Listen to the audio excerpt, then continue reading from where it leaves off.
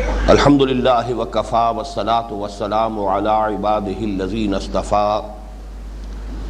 خصوصاً علی افضلہم وخاتم النبیین محمد الامین وعلی آلہ وصحبہ اجمعین اما بعد فقد قال اللہ تبارک وتعالی کما ورد فی سورة البقرہ اعوذ باللہ من الشیطان الرجیم بسم اللہ الرحمن الرحیم وقالوا لن تمسنا النار إلا أياما معدودة قل اتخذتم عند الله عهدا فلن يخلف الله عهده أم تقولون على الله ما لا تعلمون بلى من كسب سيئة وأحاطت به خطيئته فأولئك أصحاب النار هم فيها خالدون والذین آمنوا وعملوا الصالحات اولئک اصحاب الجنہ هم فیہا خالدون وَإِذْ أَخَذْنَا مِيثَاقَ بَنِي إِسْرَائِيلَ لَا تَعْبُدُونَ إِلَّا اللَّهَ وَبِالْوَالِدَيْنِ إِحْسَانًا وَذِي الْقُرْبَى وَالْيَتَامَى وَالْمَسَاكِينِ وَقُولُوا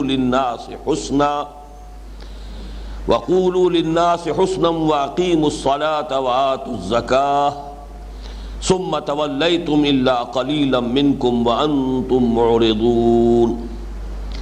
وَإِذْ أَخَذْنَا مِيثَاقَكُمْ لَا تَسْفِكُونَ دِمَاءَكُمْ وَلَا تُخْرِجُونَ أَنفُسَكُمْ مِنْ دِيَارِكُمْ ثُمَّ أَقْرَرْتُمْ وَأَنْتُمْ تَشْهَدُونَ ثُمَّ أَنْتُمْ هَؤُلَاءِ تَقْتُلُونَ أَنفُسَكُمْ وَتُخْرِجُونَ فَرِيقًا مِنْكُمْ مِنْ دِيَارِهِمْ تَظَاهَرُونَ عَلَيْهِمْ بِالْإِثْمِ وَالْعُدْوَانِ وَإِنْ يَأْتُوكُمْ أُسَارَىٰ تُفَادُوهُمْ وَهُوَ مُحَرَّمٌ عَلَيْكُمْ إِخْرَاجُهُمْ أَفَتُؤْمِنُونَ بِبَعْضِ الْكِتَابِ وَتَكْفُرُونَ بِبَعْضٍ فَمَا جَزَاءُ مَنْ يَفْعَلُ ذَلِكَ مِنْكُمْ إِلَّا خِزْيٌ فِي الْحَيَاةِ الدُّنْيَا وَيَوْمَ الْقِيَامَةِ يُرَدُّونَ إِلَىٰ أَشَدِّ الْعَذَابِ وَمَا اللَّهُ بِغَافِلٍ عَمَّا تَعْمَلُونَ أُولَٰئِكَ الَّذِينَ اشْتَرَوُا الْحَيَاةَ الدُّنْيَا بِالْآخِرَةِ فَلَا يُخَفَّفُ عَنْهُمُ الْعَذَابُ وَلَا هُمْ يُنصَرُونَ صدق اللہ العظیم رب اشرح لي صدری ويسر لي امری واحلل عقدۃ من لسانی یفقہوا قولی اللهم ربنا الہمنا رشدنا واعذنا من شرور انفسنا اللهم ارنا الحق حقا وارزقنا اتباعه وارنا الباطل باطلا وارزقنا اجتنابه اللهم وفقنا لما تحب وترضى آمین یا رب العالمین۔ سورہ بقرہ میں بنی اسرائیل کے ساتھ جو خطاب 8ویں رکوع سے شروع ہو کر اور 15ویں رکوع کے آغاز تک جاری ہے، ویسے تو یہ خطاب آپ کو معلوم ہے کہ 5ویں رکوع سے شروع ہوا ہے، لیکن پہلا رکوع دعوت پر مشتمل ہے، پھر 6واں اور 7واں 2 رکوع صرف واقعات ان کی تاریخ کے جن میں اللہ تعالیٰ نے اپنے احسانات کا تذکرہ فرمایا اور ان کی احسان فراموشی، احسان ناشناسی، ناہنجاری عملی طور پر جو ہوتی رہی، اس کے تذکرے سے گویا کہ کنکلوڈ کر دیا فَضُرِبَتْ عَلَيْهِمُ الذِّلَّةُ وَالْمَسْكَنَةُ وَبَاءُوا بِغَضَبٍ مِّنَ اللَّهِ، کہ اپنے اس طرز عمل کے باعث وہ اللہ تعالیٰ کے غضب کے مستحق قرار پائے۔ اس کے بعد سے نیا سلسلہ مضمون ہے کہ جو 8ویں رکوع سے شروع ہوتا ہے اور اب تا اختتام چلے گا 15ویں رکوع کے آغاز تک۔ اس کا رنگ جو ہے وہ میں عرض کر چکا ہوں کہ اگرچہ اس میں بھی تنقید ہے بنی اسرائیل پر، لیکن اس طور سے ہے کہ صرف واقعات کا تذکرہ نہیں ہے بلکہ جنرلائز بھی کیا گیا ہے، اور زیادہ تر وہ چیزیں یہاں سامنے آ رہی ہیں یکے بعد دیگرے کہ جو امت مسلمہ میں بھی بعین ہی پیدا ہوئی ہیں، خواہ وہ اعتقادی گمراہیوں کے قبیل سے ہو اور خواہ عملی گمراہیوں کے قبیل سے ہو۔ یہ گویا کہ پیشگی تنبیہ ہے امت مسلمہ کو، امت محمد کو صلی اللہ علیہ وسلم، کہ کسی بھی مسلمان امت میں جب وہ زوال سے دوچار ہو جائے وہ جو علامہ اقبال کا کہ الفاظ زوال علم و عرفاں، نہ ہو نومید نومیدی زوال علم و عرفاں ہے۔ جب علم اور عرفان، اللہ کی معرفت، اللہ پر یقین، آخرت کا یقین، جب اس میں اضمحلال ہوتا ہے تو ظاہر بات ہے کہ پھر ہر طرح کی اخلاقی اور اعتقادی اور نظری اور فکری اور عملی گمراہیاں جو ہیں انسان میں پیدا ہو جاتی ہیں۔ تو جب کسی مسلمان امت میں یہ زوال پیدا ہوتا ہے تو اس کے مظاہر کیا ہوتے ہیں، اس کے آثار کیا ہوتے ہیں، وہ کس قسم کے غلط عقیدوں کی قائل ہو جاتی ہے، کس قسم کے امانی جو ہیں وہ اس کے دلوں میں گھر کر لیتے ہیں، شریعت کے ساتھ پھر ان کا طرز عمل کیا ہوتا ہے، یہ ہے اصل میں وہ باتیں کہ جو آ رہی ہیں۔ اور جیسا کہ میں نے عرض کیا، اگرچہ حوالہ بنی اسرائیل کا ہے، ان کے تاریخ کے دوران جو بھی یہ اعتقادی اور نظری اور فکری اور عملی اور اخلاقی خرابیاں پیدا ہوئی، لیکن یہ کہ ساتھ ہی پھر جنرلائز کر کے جن کو کہا جائے یونیورسل ٹروتھس، وہ حقائق کے جو ابدی ہیں، پھر ان کی اننسیشن اور ان کو بھی بڑے ہی واضح الفاظ کے اندر بیان کیا گیا ہے۔ اس میں جو 9ویں رکوع کے آخر میں مضمون آیا، وَقَالُوا لَن تَمَسَّنَا النَّارُ إِلَّا أَيَّامًا مَّعْدُودَةً، انہیں یہ زوم ہو گیا، انہیں یہ خیال ہو گیا، انہوں نے یہ من گھڑت عقیدہ ایجاد کر لیا کہ ہمیں تو آگ چھو ہی نہیں سکتی مگر گنتی کے چند دن۔ یعنی یہ کہ قیامت کے محاسبے میں ہمارے ساتھ پریفرنشل ٹریٹمنٹ ہوگا، چونکہ ہم موسیٰ کی امت ہیں، ہم اہل کتاب ہیں، ہم ابراہیم کی ذریت ہیں، کئی نسبتیں ہماری ایسی ہیں کہ جس کے بنا پر ہمارے ساتھ وہ معاملہ نہیں ہوگا جو بقیہ پوری نوع انسانی سے ہوگا۔ اللہ کے ہاں تولنے کے باٹ علیحدہ ہوں گے، ان کے لیے علیحدہ معیار ہوگا، ہمارے لیے علیحدہ معیار ہوگا۔ ان کے لیے خلود فی النار ہے، لیکن ہم نے بہت گناہ بھی کر لیے، تب بھی بہرحال یہ ہے کہ ہمارے ساتھ معاملہ وہ نہیں ہوگا، ہم آگ میں ہمیشہ تو رہ ہی نہیں سکتے، بلکہ جیسا کہ میں حوالوں سے بیان کر چکا ہوں کہ جو تالمود کے مختلف حوالے ہیں، ان کے حوالے سے تو ان کا عقیدہ یہ تھا کہ آگ ہمیں چھو ہی نہیں سکتی، بلکہ ایک عقیدہ یہ تھا کہ جہنم کے دروازے پر حضرت ابراہیم بیٹھے ہوں گے اور کسی بھی مختون اسرائیلی کو داخل ہونے ہی نہیں دیں گے۔ تو یہ ان کے ہاں قائد جو ہمارے ہاں بھی ہے، تو وہ تو وہیں پر گویا کہ حضرت ابراہیم علیہ السلام کی ذریت میں سے چونکہ ہے، اور ان کی سنت جو ہے ختنہ، اس پر چونکہ انہوں نے عمل کیا ہے، تو کوئی مختون اسرائیلی جہنم میں داخل کیا ہی نہیں جا سکے گا، اس لیے کہ دروازے پر حضرت ابراہیم بیٹھے ہوں گے ان کو بچانے کے لیے۔ زیادہ سے زیادہ عام خلق خدا کی آنکھوں میں دھول جھونکنے کے لیے اگر ہمیں کہیں، تاکہ الزام نہ آئے اللہ تعالیٰ کی صفت عدل پر، اگر ہمیں جہنم میں ڈال بھی دیا گیا تو گنتی کے چند دن۔ اس میں اگرچہ روایات تو میں آپ سے عرض کر چکا ہوں کہ وہ 40 دن کی بھی ہے، اس لیے کہ 40 روز تک وہ جو بچھڑے کی پرستش ان کے ہاں ہوتی رہی تھی، تو انہوں نے مانا کہ ہاں یہ ہمارا اتنا بڑا جرم تھا کہ اس کے نتیجے میں کسی اسرائیلی کے لیے اتنی مدت تک جہنم کے اندر رہنا جو ہے وہ گویا کہ اس کا امکان پیدا ہو گیا۔ لیکن یہ کہ اکثر جو ان کا خیال ہے وہ چند دن، اور یہاں پر بھی چونکہ میں آپ کے سامنے عرض کر چکا ہوں کہ سورہ آل عمران میں اس آیت مبارکہ کا جو مثنیٰ آیا ہے اس میں معدودہ کی بجائے لفظ آیا ہے معدودات، اور یہ اصول جو ہے بارہا ہمارے سامنے آ چکا ہے، القرآن یفسر بعضہ بعضا۔ یہ جو سورہ آل عمران کی آیت نمبر 24 ہے، اس میں فرمایا گیا کہ یہ ان لوگوں کا یہ طرز عمل، الم تر الی الذین اوتوا نصیبا من الکتاب یدعون الی کتاب اللہ لیحکم بینہم ثم یتولی فریق منہم وہم معرضون، کیا تم دیکھتے نہیں اہل کتاب کے گروہ کو کہ انہیں بلایا جاتا ہے اللہ کی کتاب کی جانب کہ وہ ان کے مابین فیصلہ کریں، لیکن یہ کہ وہ اعراض کرتے ہیں، منہ موڑ لیتے ہیں، حالانکہ کتاب پر ایمان کے مدعی ہیں، لیکن کتاب پر ایمان کے دعوے کے باوجود اس سے اعراض اور اس کے مطابق فیصلے پر راضی نہ ہونا، یہ کیوں ہو گیا؟ بہت بڑا سوال ہے۔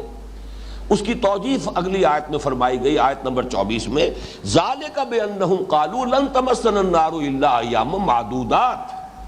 یہ معجزہ یا یہ عجوبہ اس لیے ہو گیا کہ مانتے بھی ہیں اور سب کچھ کتاب کے اوپر ایمان کا دعویٰ بھی کرتے ہیں، لیکن کتاب کو حکم ماننے کے لیے تیار نہیں، کتاب کے فیصلے کو قبول کرنے کے لیے تیار نہیں۔ یہ دو عملی یا یہ تضاد یا یہ تناقض یا یہ منافقت ان کی کیوں پیدا ہوئی؟ اس لیے کہ انہوں نے خیال جو ہے اپنے دل میں پکا لیا ہے، ذالک بانہم قالوا لن تمسنا النار الا ایاما معدودات وغرہم فی دینہم ما کانوا یفترون، یہ جو افطراء انہوں نے کیا ہے، من گھڑت خیالات کو جو عقائد کی شکل دے لی ہے، اس کی وجہ سے انہیں ان چیزوں نے ان کے دین میں دھوکہ دیا ہے۔ یہاں لفظ معدودات آیا ہے سورہ بقرہ کی اس آیت میں، معدودات جمع قلت ہے، اور اس کا اطلاق ہوتا ہے 3 سے لے کے 9 تک پر۔ تو یہی جو ہے زیادہ ان کا عقیدہ بھی ہے، تالمود کے مختلف حوالوں سے معلوم ہوتا ہے کہ بس گنتی کے چند دن سے مراد یہ ہے، زیادہ سے زیادہ 9 دن تو ہمیں جہنم میں رکھا جا سکے گا، باقی اس کے بعد ہم نکال لیے جائیں گے۔ اللہ تعالیٰ کا تبصرہ اس پر کیا آیا؟ قُلْ اتَّخَذْتُمْ عِندَ اللَّهِ عَهْدًا فَلَن يُخْلِفَ اللَّهُ عَهْدَهُ۔ اے نبی ان سے کہیے کیا تم نے اللہ سے کوئی عہد لے لیا ہے کہ اب تمہیں یقین ہے کہ اللہ اپنے عہد کی خلاف ورزی نہیں کرے گا؟ ام تقولون علی اللہ ما لا تعلمون، یا یہ کہ تم اللہ کی طرف منسوب کر رہے ہو وہ چیزیں کہ جس کے لیے تمہارے پاس کوئی بنیاد نہیں، کوئی دلیل نہیں۔ قول کے بعد جب اعلیٰ کا صلہ آ جائے تو اس کے معنی ہوتے ہیں کہ کوئی بات کسی کی طرف غلط طور پر منسوب کر دینا۔ ایک بات آپ نے نہیں کہی ہے لیکن آپ کی جانب منسوب کر کے کہی جا رہی ہے کہ انہوں نے یہ بات کہی ہے، تو یہ گویا کہ قول اعلیٰ ہوگا، کسی پر افتراء بازی کرنا۔ ام تقولون علی اللہ ما لا تعلمون۔ اس کے بعد وہ آیت آئی، بلا من کسب سیئۃ واحاطت بہ خطیئتہ فاولئک اصحاب النار هم فیہا خالدون۔ کیوں نہیں؟ جس کسی نے بھی کمائی جان بوجھ کر ارتکاب کیا ایک ہی بڑے گناہ کا، یہاں چونکہ سیئۃ ہے، تنکیر ہے، نکرہ ہے، نکرہ کے 2 مفہوم لیے جاتے ہیں، ایک تو یہ کہ ایک گناہ، کتاب ایک کتاب، کوئی کتاب، اور الکتاب وہ پھر معین کتاب ہو جائے گی، یا یہ کہ اس میں حشر کا مفہوم بھی ہو سکتا ہے، وہ جو ہے جمع کا بھی مفہوم دے سکتا ہے، الف لام اگر داخل ہو جائے، لیکن یہ کہ یہاں پر جب آئے گا نکرہ میں تو ایک، اور اس میں تفخیم کا پہلو بھی ہوتا ہے کہ بڑا گناہ، صغیرہ نہیں، کبیرہ گناہ۔ جس کسی شخص نے جان بوجھ کر متعمدن اگر ایک بھی کبیرہ گناہ کا ارتکاب کیا، وہ احاطت بہ خطیئتہ، اور اس کی خطا نے، اس کے گناہ نے اس کا احاطہ کر لیا، یہ ہے اصل میں لفظ کے جس پر غور کرنے کی ضرورت ہے۔ اور اسی پر پھر مفسرین نے، چاہے وہ متقدمین میں سے ہیں یا متاخرین میں سے ہیں، اس پر پوری توجہ کی ہے کہ یہ جو احاطہ ہے، اس سے مراد یہ ہے کہ گناہ جو ہے وہ اس انسان کو اس طور سے اپنے گھیرے میں لے لے کہ پھر دل میں ایمان کی کوئی رمق باقی نہ رہے، اس لیے کہ ایمان جو ہے وہ خود ایک بہت بڑی نیکی ہے، بہت بڑا نیک عمل ہے۔ اگر ایمان قلب میں موجود رہتا ہے تو پھر احاطہ کا جو ہے تقاضا پورا نہیں ہوتا۔ اس سے یہ بات نکلی کہ اگر قلب میں ایمان موجود ہے تو پھر اس صورت میں اس آیت مبارکہ کا اطلاق نہیں ہوگا، بلا من کسب سیئۃ واحاطت بہ خطیئتہ فاولئک اصحاب النار۔ ہاں جس پر کہ وہ گناہ اس درجے مستولی ہو جائے، اس کی خطا، اس کی گناہ گاری اتنا اس کا گھیراؤ کر لے کہ پھر اس کے دل میں ایمان کی رمق بھی نہ رہے، تو اس کے لیے فرمایا ہے فاولئک اصحاب النار هم فیہا خالدون، وہ آگ والے ہیں اور اس میں ہمیشہ ہمیشہ رہیں گے۔ اس کی طرف میں چاہتا ہوں کہ ذرا آپ تفصیل سے بات کو سمجھ لیں۔ چنانچہ اس کے بارے میں ہمارے متقدمین کا قول بھی یہی ہے، حضرت ابن عباس کا قول جو ہے، حضرت مجاہد جو تابعین میں سے انہوں نے نقل فرمایا ہے، السیئۃ الکفر والشرک، قال ابن عباس۔ حضرت عبداللہ ابن عباس رضی اللہ تعالی عنہما کا قول کیا ہے کہ یہاں سیئہ سے مراد کفر اور شرک ہے۔ اسی طریقے سے معالم التنزیل میں واحدی سے یہ الفاظ نقل کیے گئے ہیں، المؤمنون لا يدخلون فی حکم هذه الآیہ، مومن اس آیت کے حکم میں داخل نہیں ہو سکتا جو صاحب ایمان ہو۔ پھر اس پر خاص طور پر جو مختلف ہمارے مفسرین نے اس پہ جو حواشی درج کیے ہیں، ان میں سے مثلاً میں مولانا عبدالماجد دریابادی کا حاشیہ آپ کو سنا رہا ہوں کہ بعض اہل باطل یعنی معتزلہ اور خوارج وغیرہ نے اس آیت سے مومن عاصی کی عدم مغفوریت پر استدلال کرنا چاہا ہے جو باطل ہے۔ یہ ہے اصل میں ایک بہت بڑا مسئلہ جس پر تفصیلی گفتگو تو میں اپنے ان خطبات میں کر چکا ہوں جو حقیقت ایمان کے موضوع پر میں نے دیے تھے غالباً 2 یا 3 سال قبل، لیکن چونکہ اب یہ آیت مبارکہ اس زیر درس آئی ہے تو اس کے بارے میں کچھ باتیں میں چاہتا ہوں کہ یہاں بھی دوبارہ دہرا دوں۔ اصل میں علماء کرام کو چونکہ یہ احتیاط ملحوظ رہتی ہے کہ کہیں مومن کے بارے میں یہ مغالطہ نہ ہو جائے۔ عقیدہ یہ ہے، اور میں بھی اس کا قائل ہوں، کہ اگر کسی شخص کے دل میں ایمان کی کوئی رمق ہے کسی درجے میں بھی ایمان ہے، تو پھر وہ اپنے گناہوں کے بقدر سزا پا کر جہنم سے نکال لیا جائے گا اور جنت میں داخل کیا جائے گا، اس لیے کہ ایمان بہت بڑی شے ہے، اس میں کوئی شک نہیں۔ لیکن یہاں اصل جو مغالطہ ہوتا ہے وہ کس بنیاد پر ہے؟ ایک ایمان حقیقی ہے اور ایک ایمان ہے قانونی اور ظاہری۔ ایک شخص کافر ہے، کھلم کھلا انکار کر رہا ہے، وہ تو کھلم کھلا کافر ہے، لیکن یہ کہ ایک شخص دعویٰ ایمان کا کر رہا ہے، قانوناً مسلمان ہے، اور اس اعتبار سے قانونی ایمان کا اطلاق بھی اس پر ہو جاتا ہے، لیکن دل میں ایمان غائب ہو چکا، دل سے ایمان رخصت ہو چکا، دل سے ایمان زائل ہو چکا۔ اس کیفیت کو اگر اس امکان کو سامنے نہیں رکھا جائے گا تو ان آیات کے اندر جو تنبیہ کا پہلو ہے، انذار کا پہلو ہے، جس سے کہ انسان اپنی اصلاح پر متوجہ ہو سکتا ہے، جس سے اسے جھڑجھڑی آئے، جس سے اس پر کوئی تشویش اور فکر جو ہے اسے لاحق ہو جائے، وہ سارے اثرات زائل ہو جاتے ہیں۔ اس لیے کہ یہ بات اصل میں سمجھ لینی چاہیے کہ ہو سکتا ہے ایک شخص جو ہے وہ صاحب ایمان ہے، لیکن کسی گناہ پر اصرار کرتا ہے، گناہ پر گناہ کیے چلا جاتا ہے، مسلسل فہم کرتا ہے۔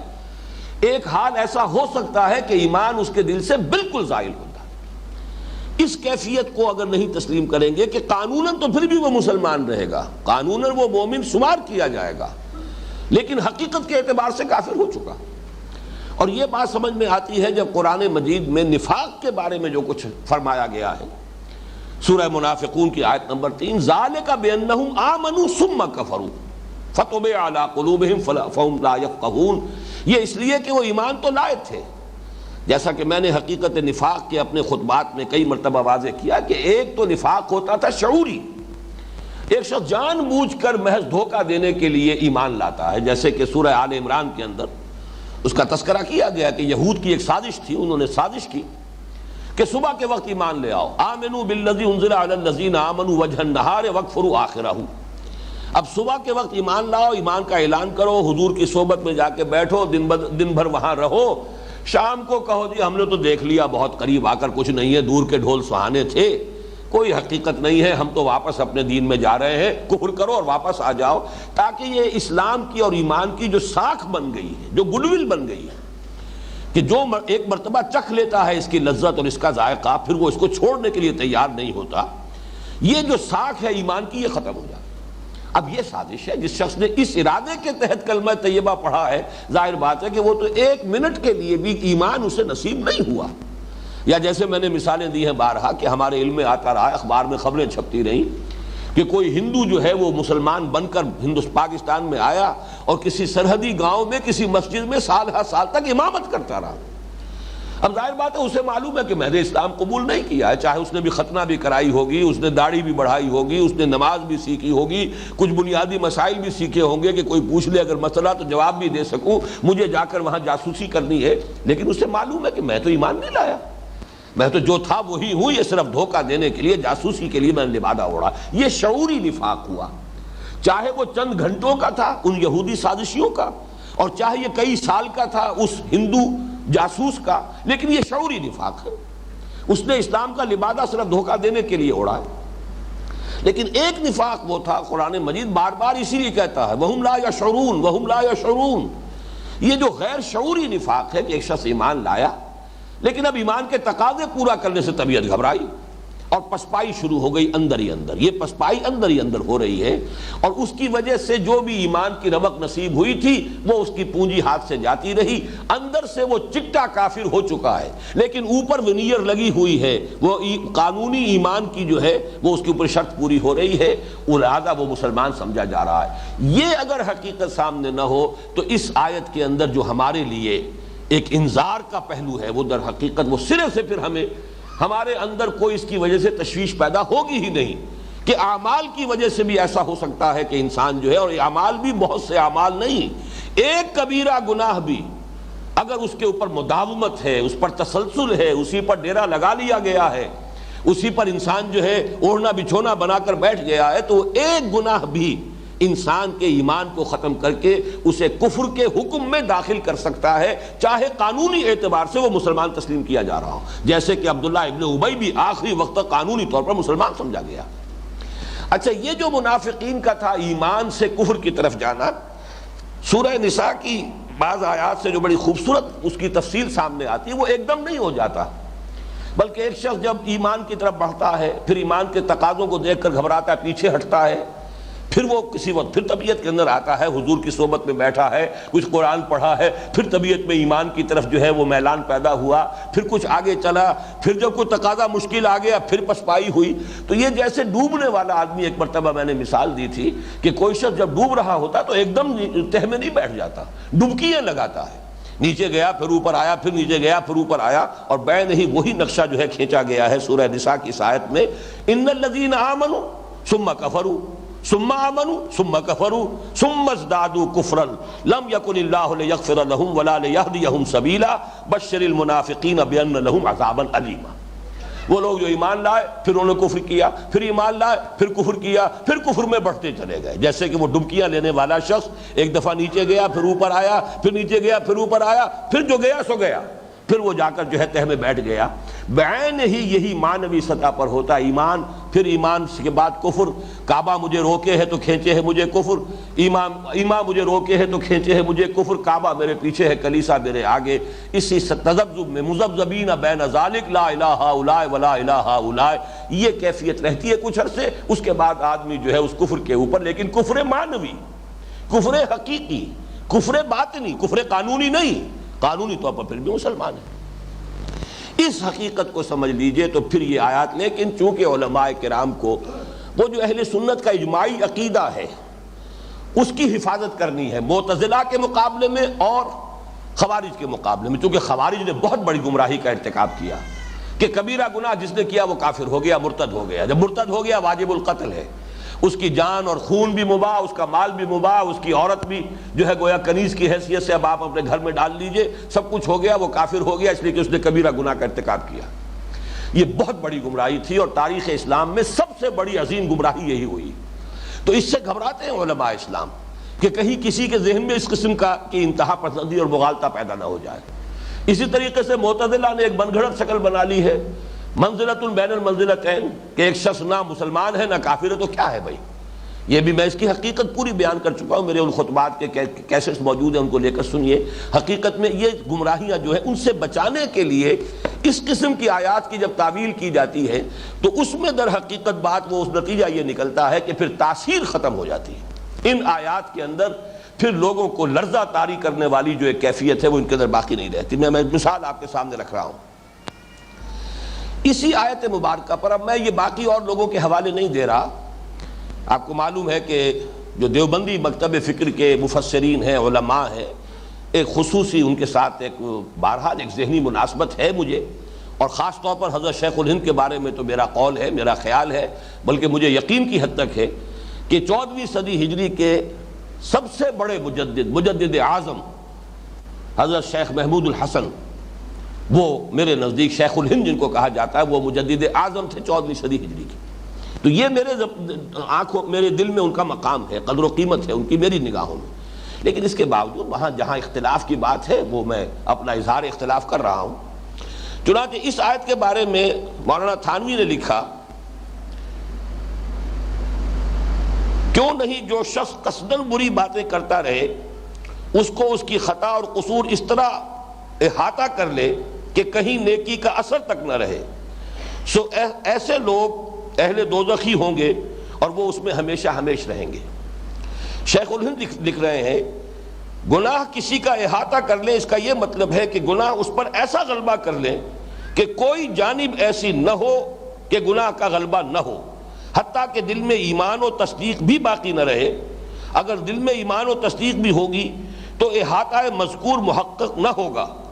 تو اب کافر ہی پر اس کا اطلاق اور کافر ہی پر یہ صورت صادق آ سکتی ہے۔ یہ حاشیہ جو پڑھے گا یہاں کافر کو اس معروف معنی میں لے گا، ہندو کافر ہے، سکھ کافر ہے، عیسائی کافر ہے، یہودی کافر ہے، ہم تو کافر نہیں ہیں، لہذا ہم پر اس آیت کا اطلاق ہو ہی نہیں سکتا۔ یہ وہ چیز ہے کہ جس کی بنا پر اس آیت کو آپ پڑھیں گے اور کوئی آپ کے دل پر بھی لرزہ طاری نہیں ہوگا، کوئی آپ کو تشویش لاحق نہیں ہوگی، اس لیے کہ یہاں پر اس قانونی اور حقیقی کفر کی جب تک کہ وضاحت نہ کی جائے تو وہ بات جو ہے پھر بہت ہی ایک جھوٹی تسلی دینے والی انسان کے لیے ہو جائے گی، حالانکہ مانتے ہیں علماء کرام اس حقیقت کو تسلیم کرتے ہیں، المعاصی برید الکفر، گناہ جو ہے وہ کفر ہی کے پیغام ہے. آپ نے گناہ کیا ہے تو گویا کہ کفر کا اثر آپ کے دل پر ہو گیا ہے،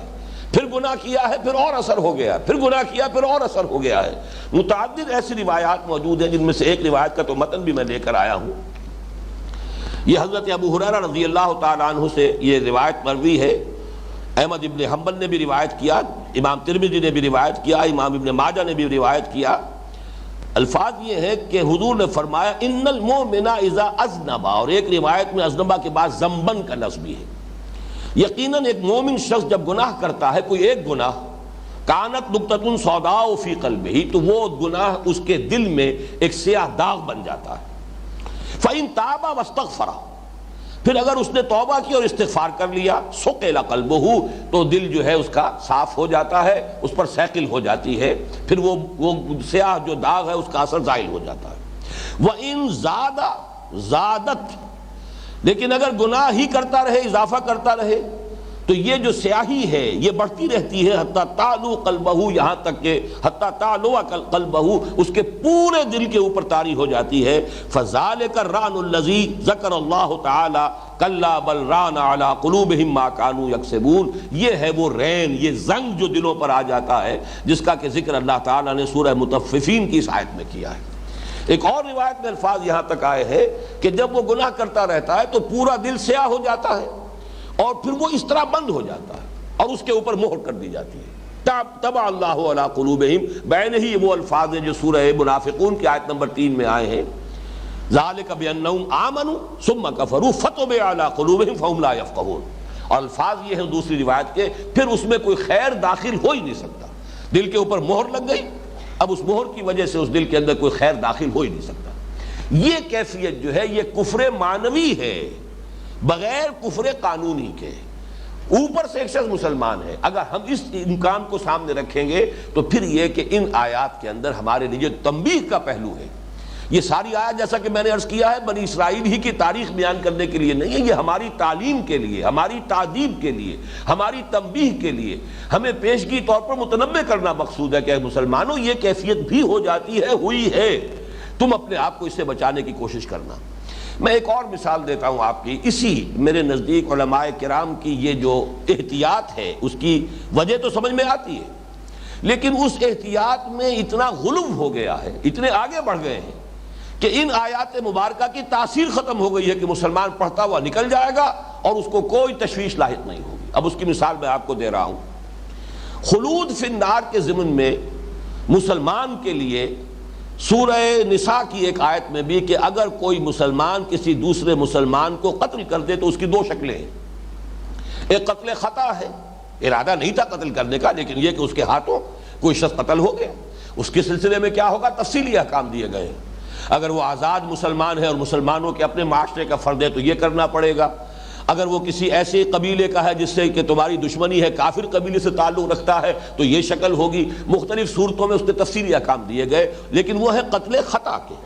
قتل عمد پہ جو آیت آئی ہے وہ یہ ہے وَمَن يَقْتُلْ مُؤْمِنًا مُتَعَمِّدًا فَجَزَاؤُهُ جَهَنَّمُ خَالِدًا فِيهَا وَغَضِبَ اللَّهُ عَلَيْهِ وَلَعَنَهُ وَأَعَدَّ لَهُ عَذَابًا عَظِيمًا. اس کا جو ترجمہ کیا ہے مولانا مفتی محمد شفیع صاحب نے رحمہ اللہ، وہ دیکھیے کس قدر صاف ہے، کتنا بالکل کلیئر ہے کہ جس میں کوئی اشتباہ نہیں. ترجمہ کیا ہے، اور جو کوئی قتل کرے مسلمان کو جان کر تو اس کی سزا دوزخ ہے، پڑا رہے گا اسی میں، اور اللہ کا اس پر غضب ہوا اور اس کو لعنت کی اور اس کے واسطے تیار کیا بڑا عذاب. گویا کہ صحیح ترجمہ ہے یہ کہ اس کے لیے خلود کا معاملہ ہے، خالدن فیہا، اس میں وہ ہمیشہ ہمیش رہے گا، اسی میں پڑا رہے گا، اس لیے کہ اس نے ایک مومن کو جان بوجھ کر قتل کیا. لیکن اب نوٹ جب کر رہے ہیں، نوٹ کرنے میں بریکٹس میں اضافے کر کے حاشیے کے اندر وہ اضافے کر دیے کہ جس سے وہ ساری تاثیر ختم ہو جاتی. اب وہ آپ سن لیجئے.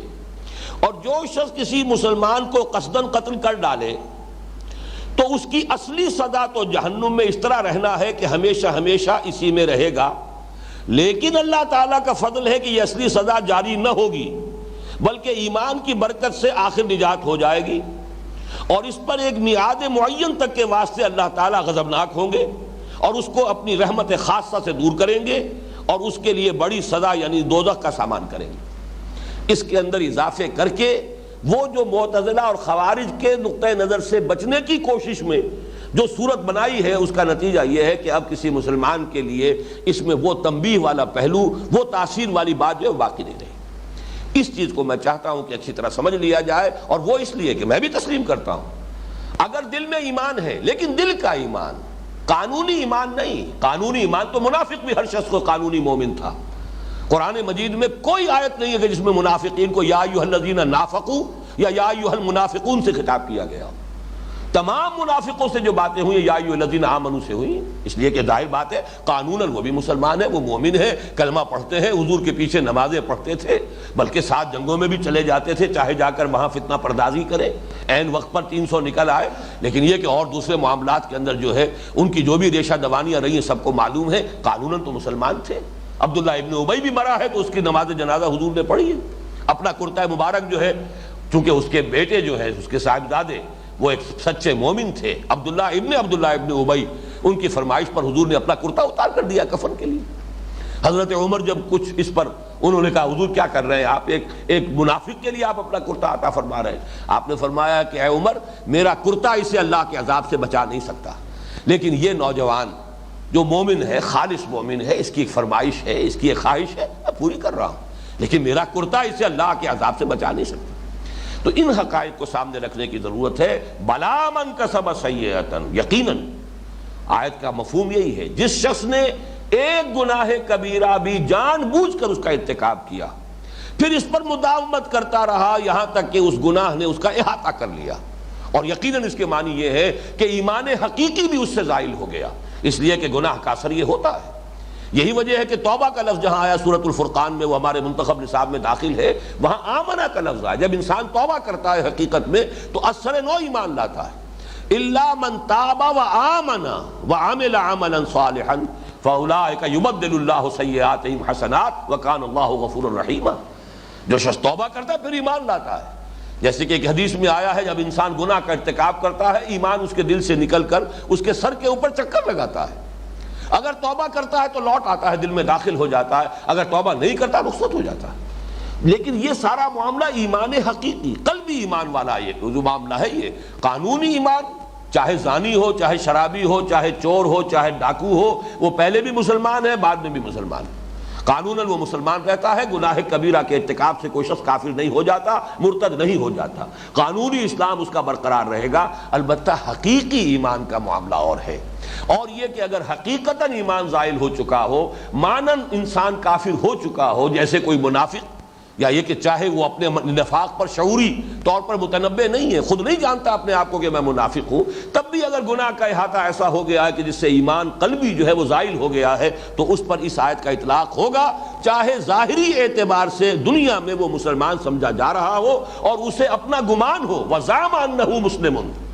نفاق کے بارے میں حدیث آئی ہے کہ جس میں یہ 4 صفات ہیں یا 3 صفات غالباً، اس حدیث کے اندر الفاظ یہ آئے ہیں کہ چاہے وہ جب وہ بولے جھوٹ بولے، جب اس کے پاس امانت رکھائی جائے خیانت کرے، جب وعدہ کرے خلاف ورزی کرے، تو وہ مومن ہے، وہ منافق ہے۔ وَإِن صَامَ وَصَلَّى وَزَعَمَ أَنَّهُ مُسْلِمٌ یا انہ مومن، مجھے یاد نہیں آ رہا کہ ان میں سے کون سا لفظ ہے، چاہے وہ نماز پڑھتا ہو، روزہ رکھتا ہو اور اپنے آپ کو مسلم و مومن سمجھتا ہو۔ ایک شخص سمجھ رہا ہے اپنے آپ کو مسلم و مومن، لیکن یہ کہ حقیقت کے اعتبار سے وہ کافر ہو چکا ہے، منافق ہے۔ اس کو ذہن میں رکھیے تو پھر یہ آیت مبارکہ ہمارے لیے ایک بہت بڑی تنبیہ، ہمیں ہر وقت متنبہ کرنے کے لیے اس کی تاثیر جو ہے وہ بہت ہی، میں سمجھتا ہوں کہ قیمتی تاثیر ہے۔ بلا من کسب سیئۃ واحاطت بہ خطیئتہ فاولئک اصحاب النار هم فیہا خالدون والذین آمنوا وعملوا الصالحات، اور وہ لوگ جو ایمان لائے اور جنہوں نے نیک عمل کیے، اولئک اصحاب الجنہ، وہ جنت والے ہیں، ہم فیہا خالدون، وہ اس میں رہیں گے ہمیشہ ہمیشہ۔ اب یہ در حقیقت وہی مضمون ہے جو اسی سورہ مبارکہ کی آیت نمبر 62 میں آ چکا ہے۔ میں نے عرض کیا تھا 8ویں رکوع سے جو مضمون شروع ہوا ہے، پہلی آیت یہی تھی، ان الذین آمنوا والذین ہادوا والصابئین والنصارى من آمن باللہ والیوم الآخر وعمل صالحا فلہم اجرہم عند ربہم ولا خوف علیہم ولا ہم یحزنون۔ وہی قانون جو 8ویں رکوع کے شروع میں آیا تھا، اسی قانون کو 9ویں رکوع کے اختتام پر پھر اس آیت کے اندر لے آیا گیا کہ یہ اچھی طرح سمجھ لو، کوئی گروہی نسبت کسی امت میں ہونا، کسی قوم میں ہونا، کسی کی ذریت میں ہونا، کسی کے ساتھ نسلی تعلق ہونا، یہ آخرت میں جو ہے یہ کوئی فیصلہ کن شے نہیں ہے، فیصلہ کن شے ہے ایمان اور عمل صالح۔ اب آگے چلیے، وَإِذْ أَخَذْنَا مِيثَاقَ بَنِي اسرائیل۔ اب اس رکوع میں 10ویں رکوع میں بہت اس اعتبار سے کہ صرف 4 آیات پر مشتمل ہے، 2 مرتبہ میثاق کا ذکر ہو رہا ہے جو بنی اسرائیل سے اللہ تعالیٰ نے لیا، اگرچہ یہ ذکر اس سے پہلے بھی آ چکا ہے آیت نمبر 63 میں، وَإِذْ أَخَذْنَا مِيثَاقَكُمْ وَرَفَعْنَا فَوْقَكُمُ الطُّورَ، وہاں ہم یہ پڑھ چکے ہیں۔ اب یہاں وہ میثاق کیا تھا، اس کو 2 حصوں میں تقسیم کر کے یہاں بیان کیا جا رہا ہے۔ پہلا میثاق جس کا تذکرہ ہو رہا ہے یہ کل دین کی حقیقت کو سموئے ہوئے ہے۔ یہ یوں سمجھیے کہ جیسے حضرت عبداللہ ابن عباس رضی اللہ تعالیٰ عنہما کا قول ہے کہ سورہ بنی اسرائیل کے جو 2 رکوع ہیں، تیسرا اور چوتھا، وہ تورات کے 10 کمانڈمنٹس جو ہیں، احکام 10 کی قرآنی تعبیر ہے، وہی جو احکام دیے گئے تھے تورات میں، جو بنیاد ہے شریعت کے، اگرچہ شریعت میں آ کے تفصیل میں فرق ہو گیا ہے شریعت موسوی میں اور شریعت محمدی میں علی صاحب الصلاۃ والسلام، لیکن یہ کہ اصل اور بنیاد تو ایک ہی ہے۔ تو وہ در حقیقت فنڈامنٹلز جو ہیں وہ دیے گئے ہیں وہاں 2 رکوعوں میں، سورہ انعام میں 1 رکوع میں، اور یہاں پر وہ دیے جا رہے ہیں چند الفاظ کے اندر کہ وہ اصل فنڈامنٹلز کیا ہیں، شریعت موسوی اور شریعت محمدی علی صاحب الصلاۃ والسلام، ان دونوں کے اصل اصول اور مبادی کیا ہے۔ وہ تو ہے ایک عام میثاق۔ اس کے بعد تذکرہ ہوگا ایک میثاق خاص ہے جو یہود سے لیا گیا، چونکہ خاص طور پر اس کے حوالے سے کسی مسلمان امت میں جو گمراہی پیدا ہوتی ہے، جو بڑے پیمانے پر ہمارے اندر پیدا ہوئی ہے، آج شاید ہی کوئی مسلمان ہو، میں دعوے سے کہتا ہوں، جو اس گمراہی سے بچا ہوا، اس قدر یونیورسل گمراہی ہے، اس گمراہی کو بیان کرنا مقصود ہے، لہذا اس حصے کو علیحدہ کیا ہے اس کو ایمفیسائز کرنے کے لیے۔ پہلا حصہ کیا ہے، وَإِذْ أَخَذْنَا مِيثَاقَ بَنِي اسرائیل، اور یاد کرو جب کہ ہم نے لیا تھا عہد بنی اسرائیل سے، وہ عہد کن امور پر مشتمل تھا؟ لا تعبدون الا اللہ، پہلی بات نہیں بندگی کرو گے اللہ کے سوا کسی کی۔ یہاں نوٹ کیجئے کہ اگرچہ یہ فعل مضارع ہے اور یہ انشائیہ نہیں ہے، خبریہ کلام ہے، تم نہیں بندگی کرو گے اللہ کے سوا کسی کی، لیکن اس سے مراد امر ہے، اور بسا اوقات یہ جو اخبار کی شکل ہوتی ہے لیکن مقصود اس سے امر ہوتا ہے، اس میں نہایت ایمفیسس بڑھ جاتا ہے، زور بڑھ جاتا ہے۔ آپ کسی سے کہتے ہیں ڈو اٹ، یہ فعل امر ہے، یو ول ڈو اٹ، اب اس میں جو زور ہے وہ ڈو اٹ میں نہیں ہے، you will do it, you have to do it, یہ جو انداز ہے یہ در حقیقت زور دینے کے لیے۔ تو فرمایا پہلی بات نہایت زور دے کر، لا تعبدون الا اللہ، ہرگز نہیں پوجو گے اللہ کے سوا کسی کو، نہیں بندگی اور پرستش کرو گے اللہ کے سوا کسی کی۔ نمبر 2 وبالوالدین احسان۔ آپ دیکھیے سورہ بنی اسرائیل کا جو میں نے حوالہ دیا تھا، وہاں 3 رکوع کی پہلی آیت کیا ہے؟ وَقَضَىٰ رَبُّكَ أَلَّا تَعْبُدُوا إِلَّا إِيَّاهُ وَبِالْوَالِدَيْنِ إِحْسَانًا، پھر وہاں تفصیل آئی ہے بالوالدین احسانہ کے ساتھ، بہت ہی وضاحت کے ساتھ گفتگو ہوئی ہے۔ یہاں چونکہ بڑے اختصار کے ساتھ،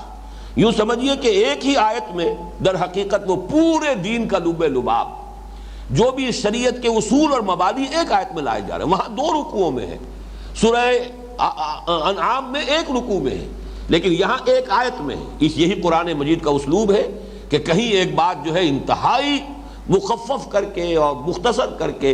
اور اس کو سمو دیا جاتا ہے چند الفاظ میں، جیسے کہ دریا کو ہم کہتے ہیں محاورے میں کہ کوزے میں بند کر دیا گیا، کہیں اسی کی شرح و بست ہے، اس کو پھیلایا جا رہا ہے، اسی کا سمجھیے کہ مطول ورشن ہے، اور کہیں اس کا انتہائی اختصار کے ساتھ ہے۔ تو اختصار کی انتہائی مثال یہ ہے، وَإِذْ أَخَذْنَا مِيثَاقَ بَنِي إِسْرَائِيلَ لَا تَعْبُدُونَ إِلَّا اللَّهَ وَبِالْوَالِدَيْنِ إِحْسَانًا، والدین کے ساتھ حسن سلوک، نیک سلوک، ان کی خدمت، ان کی دلجوئی، ان کا ادب۔ فَلَا تَقُل لَّهُمَا أُفٍّ وَلَا تَنْهَرْهُمَا وَقُل لَّهُمَا قَوْلًا كَرِيمًا وَاخْفِضْ لَهُمَا جَنَاحَ الذُّلِّ مِنَ الرَّحْمَةِ وَقُل رَّبِّ ارْحَمْهُمَا كَمَا رَبَّيَانِي صَغِيرًا۔ یہ چونکہ ہمارے منتخب نصاب میں درس شامل ہے، لہذا تفصیل میں یہاں جانے کی ضرورت نہیں، اسی کے تابع کیا ہے وَذِي الْقُرْبَى وَالْيَتَامَى وَالْمَسَاكِينِ۔ اور یہ کہ یہ نیک سلوک جو ہے یہ صرف والدین کے ساتھ نہیں، والدین تو اولاً اصلاً، اس لیے کہ ان کا تو احسان تم پر اتنا ہے کہ اللہ کے بعد سب سے بڑا احسان تم پر تمہارے والدین کا ہے۔ خالق حقیقی اللہ ہے، لیکن اس دنیا میں تمہاری پیدائش، تمہاری پرورش، اس کا سارا معاملہ جو ہے عالم اسباب میں وہ تو والدین کے ذریعے سے ہوا ہے۔ تمہارا وجود ان کے ذریعے سے ہے، پھر تمہاری پرورش ان کے ذریعے سے ہوئی ہے۔ اس حوالے سے اللہ کے بعد سب سے بڑا احسان والدین کا ہے۔ انشکر لی ولوالدیک، سورہ لقمان کے دوسرے رکوع میں جو فرمایا، شکر کرو میرا اور اپنے والدین کا۔ اتنا بریکٹ کیا گیا ہے 4 مقامات پر کہ اللہ کے حق کے ساتھ فوراً متصلاً والدین کا حق۔ یہاں پر بھی یہ بھی اسی کی ایک مثال ہے، لیکن یہ کہ جب کسی شخص کے اندر ادائے حقوق اور شکر کا جذبہ ہوگا تو اس کی اس نیکی اور نیک سرشت جو ہے اس کا ایک تقاضا خود بخود ہوگا کہ آگے بڑھ کر وذی القربی والیتامی والمساکین، اور یہ کہ قرابت داروں کے ساتھ بھی حسن سلوک کرو۔ یہ سب احسان ہی کے تابع آ رہا ہے، حسن سلوک قرابت داروں کے ساتھ بھی، والیتامی اور یتیموں کے ساتھ، اور مساکین محتاج۔ مسکین سے مراد وہ شخص ہے جو کسی وجہ سے کوئی کم ہمتی ایسی ہو گئی ہے، وہ جسمانی ہو، نفسیاتی ہو، چاہے وہ صرف نیورستھینیا ہی ہے جس کی وجہ سے کہ اعصاب ڈھیلے پڑ گئے ہیں، آدمی کے اندر کام کرنے کا، محنت کرنے کا کی ہمت باقی نہیں رہی ہے، جو بھی ہو جائے، مسکنت کہتے ہیں اسے، کم ہمتی، بے ہمتی، یہ مسکنت ہے۔ تو جو بھی لوگ معاشرے کے اندر ایسے ہیں، اب تمہارے اوپر ان کے حقوق ہیں۔ سورہ بنی اسرائیل میں تو لفظ حق آیا ہے، وَآتِ ذَا الْقُرْبَى حَقَّهُ وَالْمِسْكِينَ وَابْنَ السَّبِيلِ، در حقیقت ان کا حق ہے تمہارے اوپر۔ یہاں وہ احسان ہی کے تابع ہو کر وَبِالْوَالِدَيْنِ إِحْسَانًا وَذِي الْقُرْبَى وَالْيَتَامَى وَالْمَسَاكِينَ وَقُولُوا لِلنَّاسِ حُسْنًا، اور لوگوں سے اچھی بات کرو۔ حسن کلام یہ خود اپنی جگہ پر ایک بہت بڑی نیکی ہے۔ ایک حضور کی حدیث ہے صلی اللہ علیہ وسلم، تبسمک فی وجہ اخیک صدقۃ، اپنے بھائی کے ساتھ اگر کشادہ روئی کے ساتھ ملاقات کرتے ہو، اگر خندہ پیشانی کے ساتھ ملاقات کرتے ہو، اس کو دیکھ کر تمہارے ہونٹوں پر مسکراہٹ آ جائے، یہ بھی صدقہ ہے۔ اس لیے کہ جو آپ سے ملنے آیا ہے، آپ نے اسے ویلکم کہا، اس سے آپ بجائے ترش روئی کے خندہ پیشانی کے ساتھ ملے، اس سے اس کا بھی انبساط ہوگا۔ لیکن یہ کہ اگر معاملہ عبوساً قمطریرہ بن کر آپ نے اسے ویلکم کہا تو وہ بھی اب گھبرائے گا، میں خام خواہ کاہے کو آ گیا، پچھتائے گا۔ تو اس سے یہ کہ یہ جو خندہ روئی ہے اور یہ انسان خندہ پیشانی کے ساتھ اپنے بھائی سے ملاقات کرتا ہے، حضور نے اسے صدقے سے تعبیر کیا، تبسمک فی وجہ اخیک صدقۃ۔ تو یہاں پر بھی قولوا للناس حسنا، ایک تو یہ کہ عام قول، معاشرے کے اندر اچھی بات کہو، اس میں مراد امر بالمعروف بھی ہو سکتا ہے، لوگوں سے کو بھلائی کی تلقین کرو، بھلے مشورے دو، نیکی کی طرف دعوت دو، دعوت الی الخیر، وہ تمام چیزیں اگر قولوا للناس حسنا کو عام پر رکھا جائے، الفاظ کا جو عموم ہے، تو اس میں ساری چیزیں آ جائیں گی۔ لیکن یہ کہ ایک اس میں خاص نکتہ یہ ہے کہ یتیم اور مسکین، ان کے ساتھ اگر آپ کسی وقت کوئی بات ان کے ساتھ تعاون نہیں کر سکتے، تب بھی کم سے کم نرم بات کر کے ان کے دل کو تو ہاتھ میں لینے کی کوشش کرو، جھڑکو نہیں۔ اما السائل فلا تنہر، چنانچہ قرآن مجید میں سورہ نساء کی آیت نمبر 5 میں بھی قولوا لہم قولا معروفا، یعنی یہ کہ اگر سائلین آ گئے ہیں یا کوئی سفہا ہے، کم سمجھ لوگ ہیں معاشرے کے ہیں، جو وہ اپنی ذمہ داریوں کو اب نہیں سمجھ رہے، نہیں ادا کر پا رہے، تو ان کے ساتھ یہ ہے کہ جو بھلائی کر سکتے ہو کرو، اور یہ کہ ان کے ساتھ بات تو کم سے کم جو ہے وہ نرمی کے ساتھ کرو، قولا معروفا۔ پھر یہی بات جو ہے آیت نمبر 8 میں بھی آئی ہے، قولا معروفا۔ آیت نمبر 9 میں سورہ نساء میں وَلْيَقُولُوا قَوْلًا سَدِيدًا، کہیں معروف کا لفظ آیا، کہیں سیدھی بات کرو۔ سورہ بقرہ میں فرمایا گیا قَوْلٌ مَعْرُوفٌ وَمَغْفِرَةٌ خَيْرٌ مِّن صَدَقَةٍ يَتْبَعُهَا أَذًى، کہ کسی کے ساتھ بات اچھی کی جائے، اور اگر اس نے کہیں سائل نے یا کسی آپ کے قرابت دار نے آپ کے ساتھ جو ہے درستی کے ساتھ بھی کلام کیا ہے، چاہے وہ اپنی احتیاط ہی کے لیے مدد مانگنے آیا تھا، لیکن انداز اس نے جو اختیار کیا ہے وہ آپ کے لیے ناپسندیدہ ہے، تو معاف کیجئے اس کو، اور اس کے ساتھ نیک رویہ رکھیے، نیک اچھی نرم بات کیجئے۔ یہ کہیں بہتر ہے اس سے کہ آپ تھوڑا بہت صدقہ بھی دے دیں، لیکن پھر بات ایسی کریں کہ جس سے جو ہے اس کا دل جو ہے وہ زخمی ہو جائے، اس کے عزت نفس مجروح ہو جائے۔ تو اس سے تو بہتر یہ ہے کہ تم نرم بات کہہ کر اور معاف کر کے اس سے جو ہے معذرت کر لو۔ اور یہ سورہ بنی اسرائیل میں تو یہ مضمون جو آیا ہے وہ تقریباً اسی ربط کے ساتھ آیا ہے، وَإِمَّا تُعْرِضَنَّ عَنْهُمُ ابْتِغَاءَ رَحْمَةٍ مِّن رَّبِّكَ تَرْجُوهَا فَقُل لَّهُمْ قَوْلًا مَّيْسُورًا، اگر تمہیں قرابت داروں سے اور مانگنے والوں سے اور مسافروں سے جن کا وہاں پر حق گنوایا گیا ہے اعراض کرنا ہی پڑ جائے، اس لیے کہ تم خود اپنے رب کی رحمت کے امیدوار ہو، یعنی یہ کنایا ہے اس سے کہ تم اس وقت خود جو ہے تمہارے پاس کچھ دولت نہیں ہے، پیسہ نہیں ہے، تم اس پوزیشن میں نہیں ہو کہ ان کی کوئی مدد کر سکو، تو قل لہم قولا میسورا، تو قولا میسور، قولا سدید، قولا معروفہ، یہ تمام الفاظ جو آتے ہیں ایسے مواقع پر کہ جہاں سائلین یا جو بھی محتاج ہیں ان کا تذکرہ ہے، تو یہ ہو سکتا ہے کہ یہاں پر بھی خاص طور پر یہاں قولوا للناس حسنا میں اسی کی طرف اشارہ ہو۔ وَأَقِیمُوا الصَّلَاةَ وَآتُوا الزَّکَاةَ، اب چونکہ ایک طرف آیا تھا اللہ تعالیٰ کی بندگی، دوسری طرف تھا حسن سلوک، والدین سے شروع ہوا، ذی القربہ، یتامہ، مساکین، اور یہ کہ حسن کلام ہو، گفتگو کی جائے تو اچھی کی جائے، نرم کی جائے۔ اب اس کے لیے جو دین میں دو ستون قائم کر دیے گئے ہیں، اللہ کی بندگی کا ستون نماز، قائم رکھو نماز کو، اور یہ جو حقوق العباد کا معاملہ ہے وَآتُوا الزَّکَاةَ، زکوٰۃ ادا کرو، یہ گویا کہ اس کے لیے جو اللہ تعالیٰ نے ایک نظام کی شکل دے دی ہے۔ ویسے تو اللہ کی بندگی کرنی ہے، چلتے پھرتے بیٹھے لیٹے اللہ کو یاد کرنا ہے، اللہ کے ساتھ ذکر کثیر کی کیفیت رکھنی ہے، لیکن ایک ہے اقامت الصلاۃ، یہ گویا کہ اس کے لیے ستون ہے، الصلاۃ عماد الدین، یہ اس کی معین شکل ہے،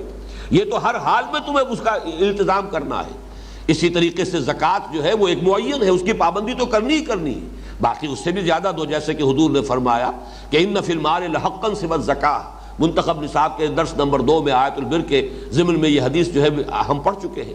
کہ ہرگز یہ نہ سمجھنا کہ بس زکوٰۃ دے دی ہے تو بس جو بھی حق تھا مال میں تم دوسروں کا، غرباء کا، بس وہ سارا کا سارا ادا ہو گیا۔ ان فی المال لحقا سوی الزکاۃ، زکوٰۃ کے علاوہ بھی ہے، اور حضور نے پھر وہی آیت مبارکہ جو ہے آیت بر تلاوت فرمائی،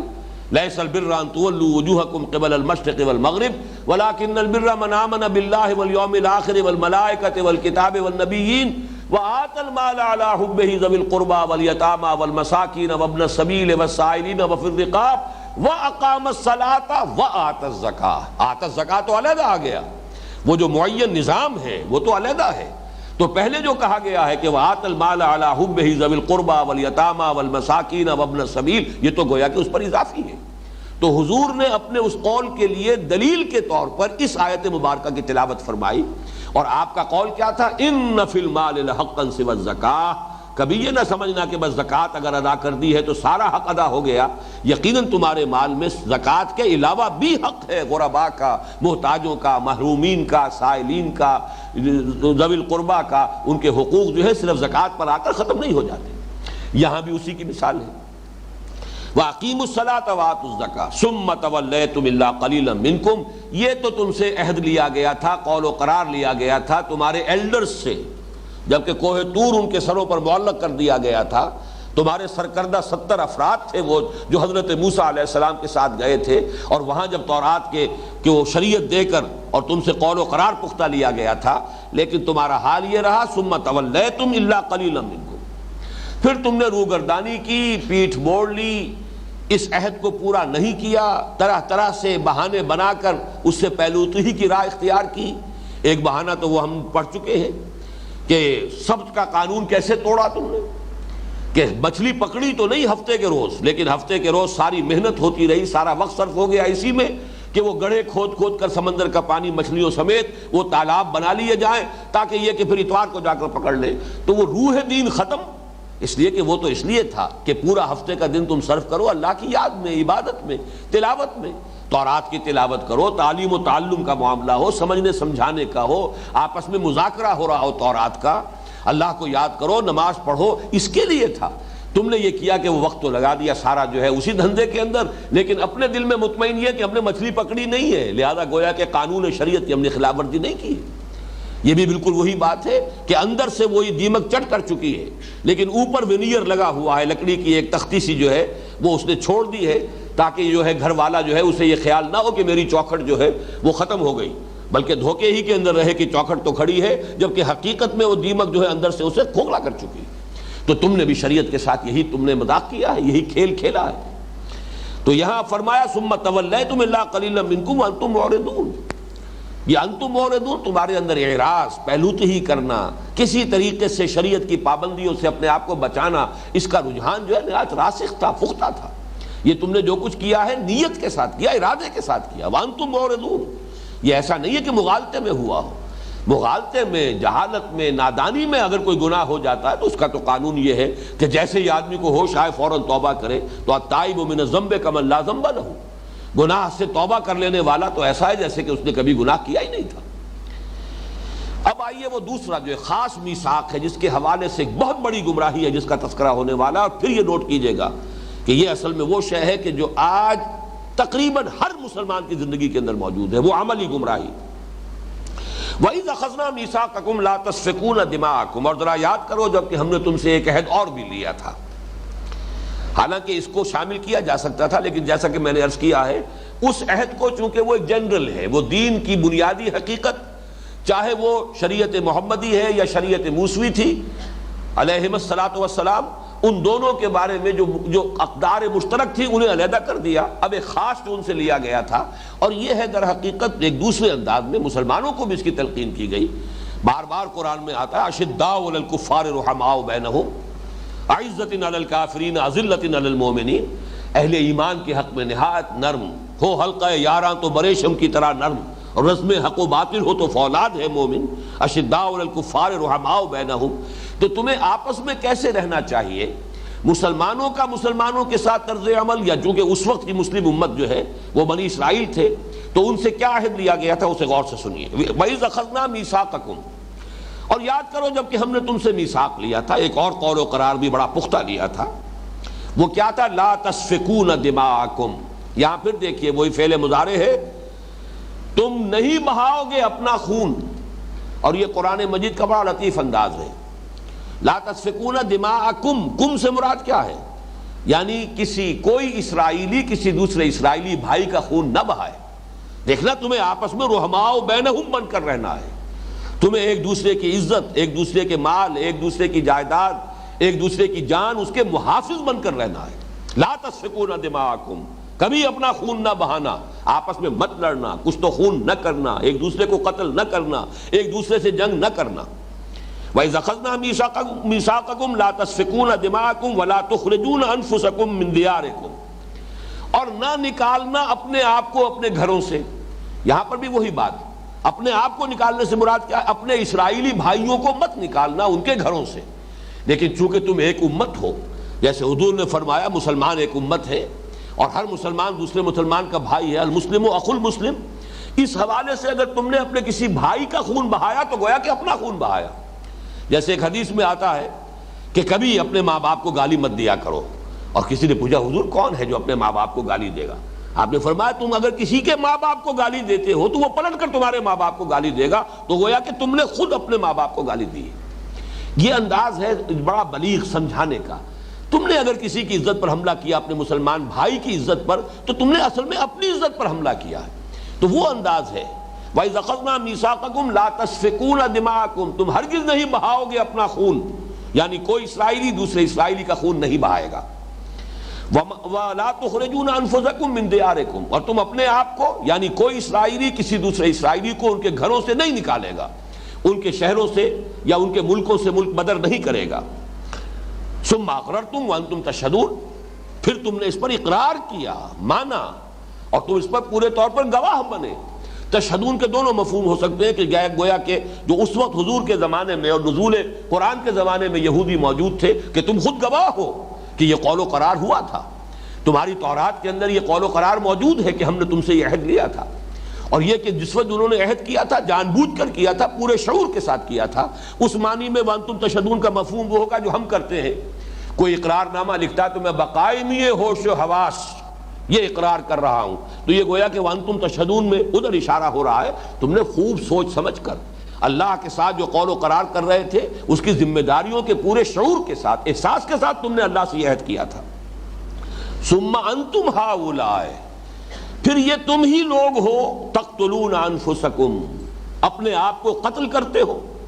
یعنی تم باہم ایک دوسرے کا خون بہاتے ہو. تمہارے مابین خانہ جنگیاں ہوتی ہیں، یہودی یہودی کو قتل کرتا ہے، اسرائیلی اسرائیل کو قتل کرتا ہے. وَتُخْرِجُونَ فَرِيقًا مِّنكُم مِّن دِيَارِهِمْ، اور نکالتے ہو اپنے ایک گروہ کو ان کے گھروں سے. اب یہاں پر ذرا وہ کم جو ہے وہ انفسکم کی بجائے فریقم منکم، تم نکالتے ہو اپنے میں سے ایک گروہ کو، ایک جماعت کو ان کے گھروں سے. تظاہرون علیہم بالاسم والعدوان،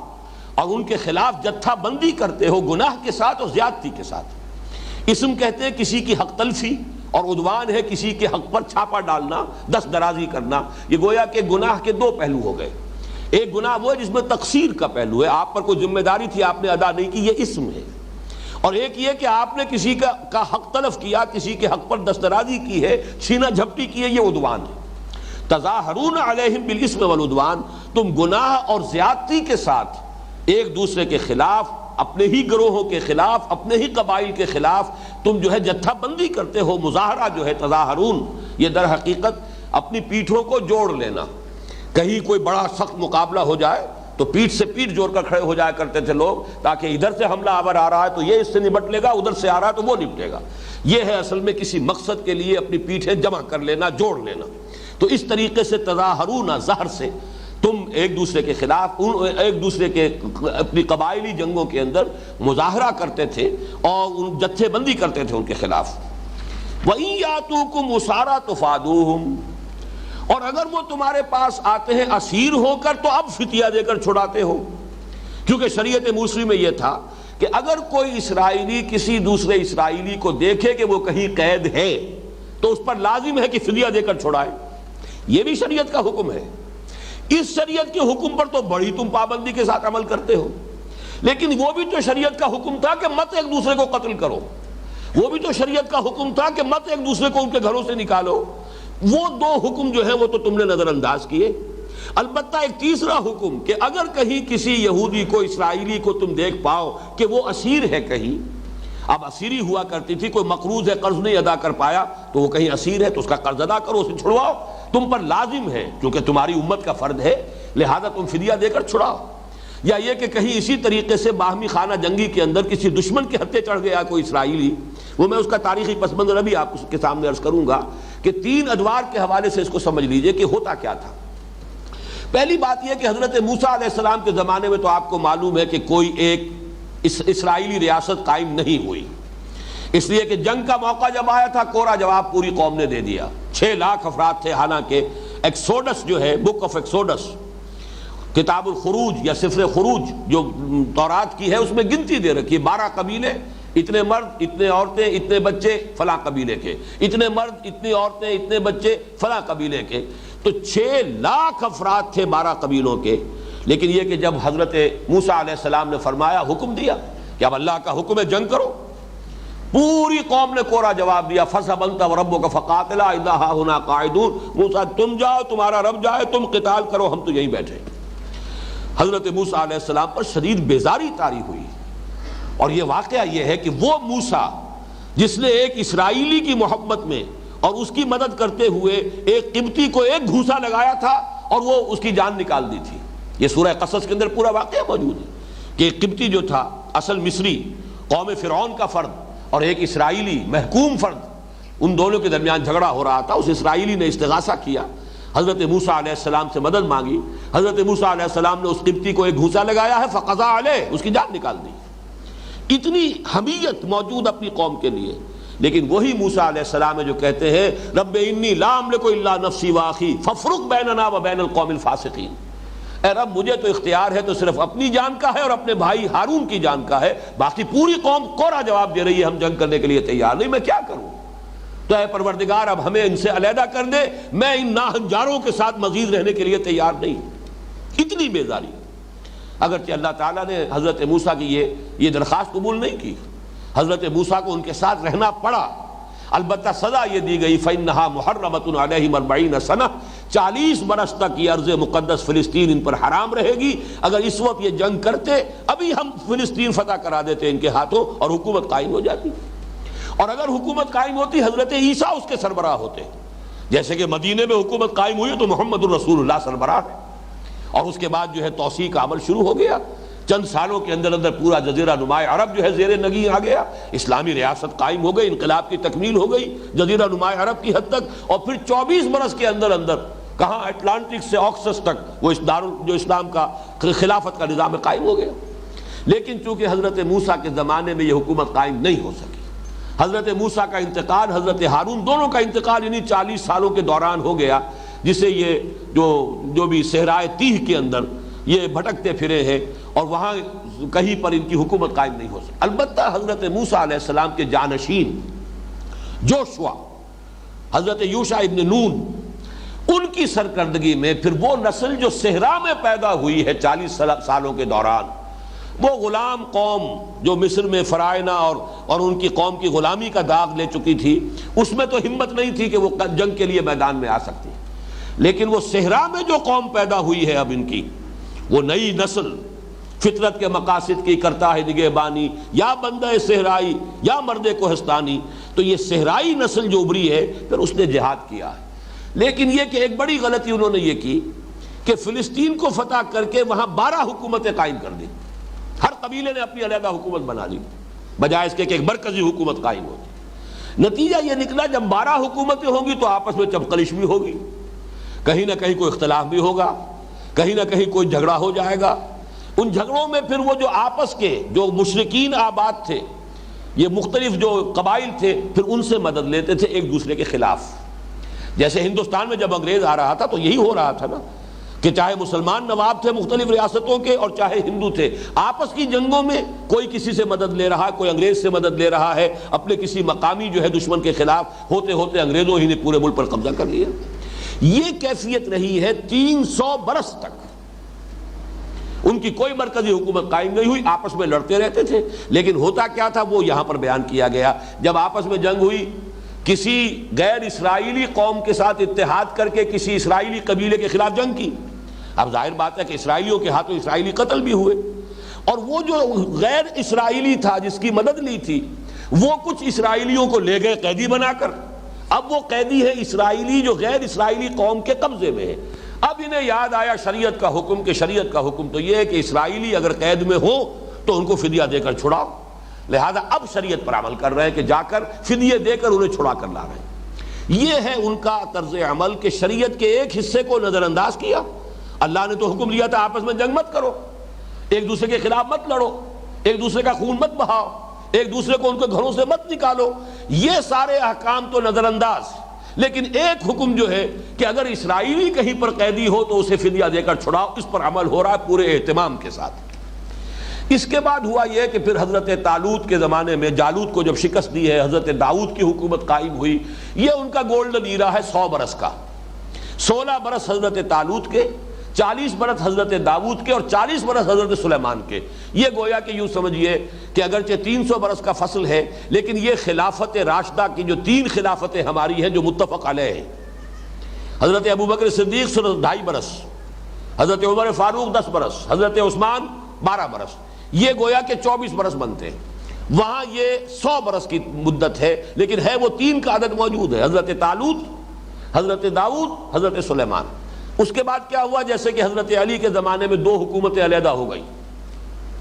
حضرت علی کی خلافت، لیکن یہ کہ شام کی حکومت حضرت امیر معاویہ کی علیحدہ ہے۔ اسی طریقے سے حضرت سلیمان کے بعد پھر ان یہودیوں کی 2 حکومتیں قائم ہوئی، اسرائیلی حکومت اور یہودا کی حکومت۔ پھر ان میں جنگیں چلتی رہی،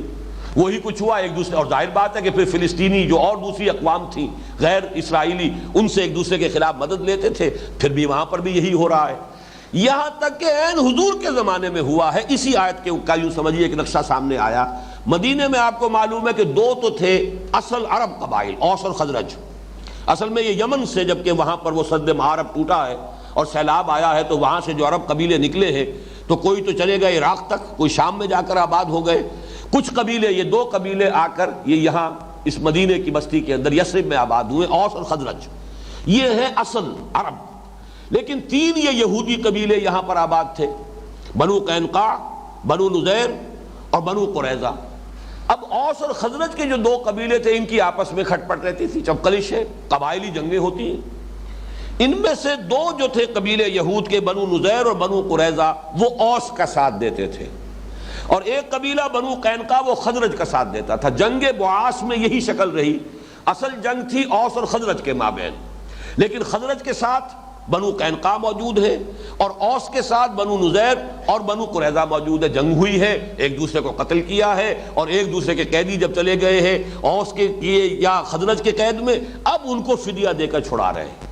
تو گویا کہ یہ ان کی پوری تاریخ کے اندر ایک تسلسل ہے اس عمل کا، کہ عہد یہ لیا گیا تھا وَإِذْ أَخَذْنَا مِيثَاقَكُمْ لَا تَسْفِكُونَ دِمَاءَكُمْ وَلَا تُخْرِجُونَ أَنفُسَكُم مِّن دِيَارِهِمْ ثُمَّ أَقْرَرْتُمْ وَأَنْتُمْ تَشْهَدُونَ ثُمَّ أَنْتُمْ هَؤُلَاءِ تَقْتُلُونَ أَنفُسَكُمْ وَتُخْرِجُونَ فَرِيقًا مِّنكُم مِّن دِيَارِهِمْ تَظَاهَرُونَ عَلَيْهِمْ بِالْإِثْمِ وَالْعُدْوَانِ وَإِن يَأْتُوكُمْ أُسَارَىٰ تُفَادُوهُمْ،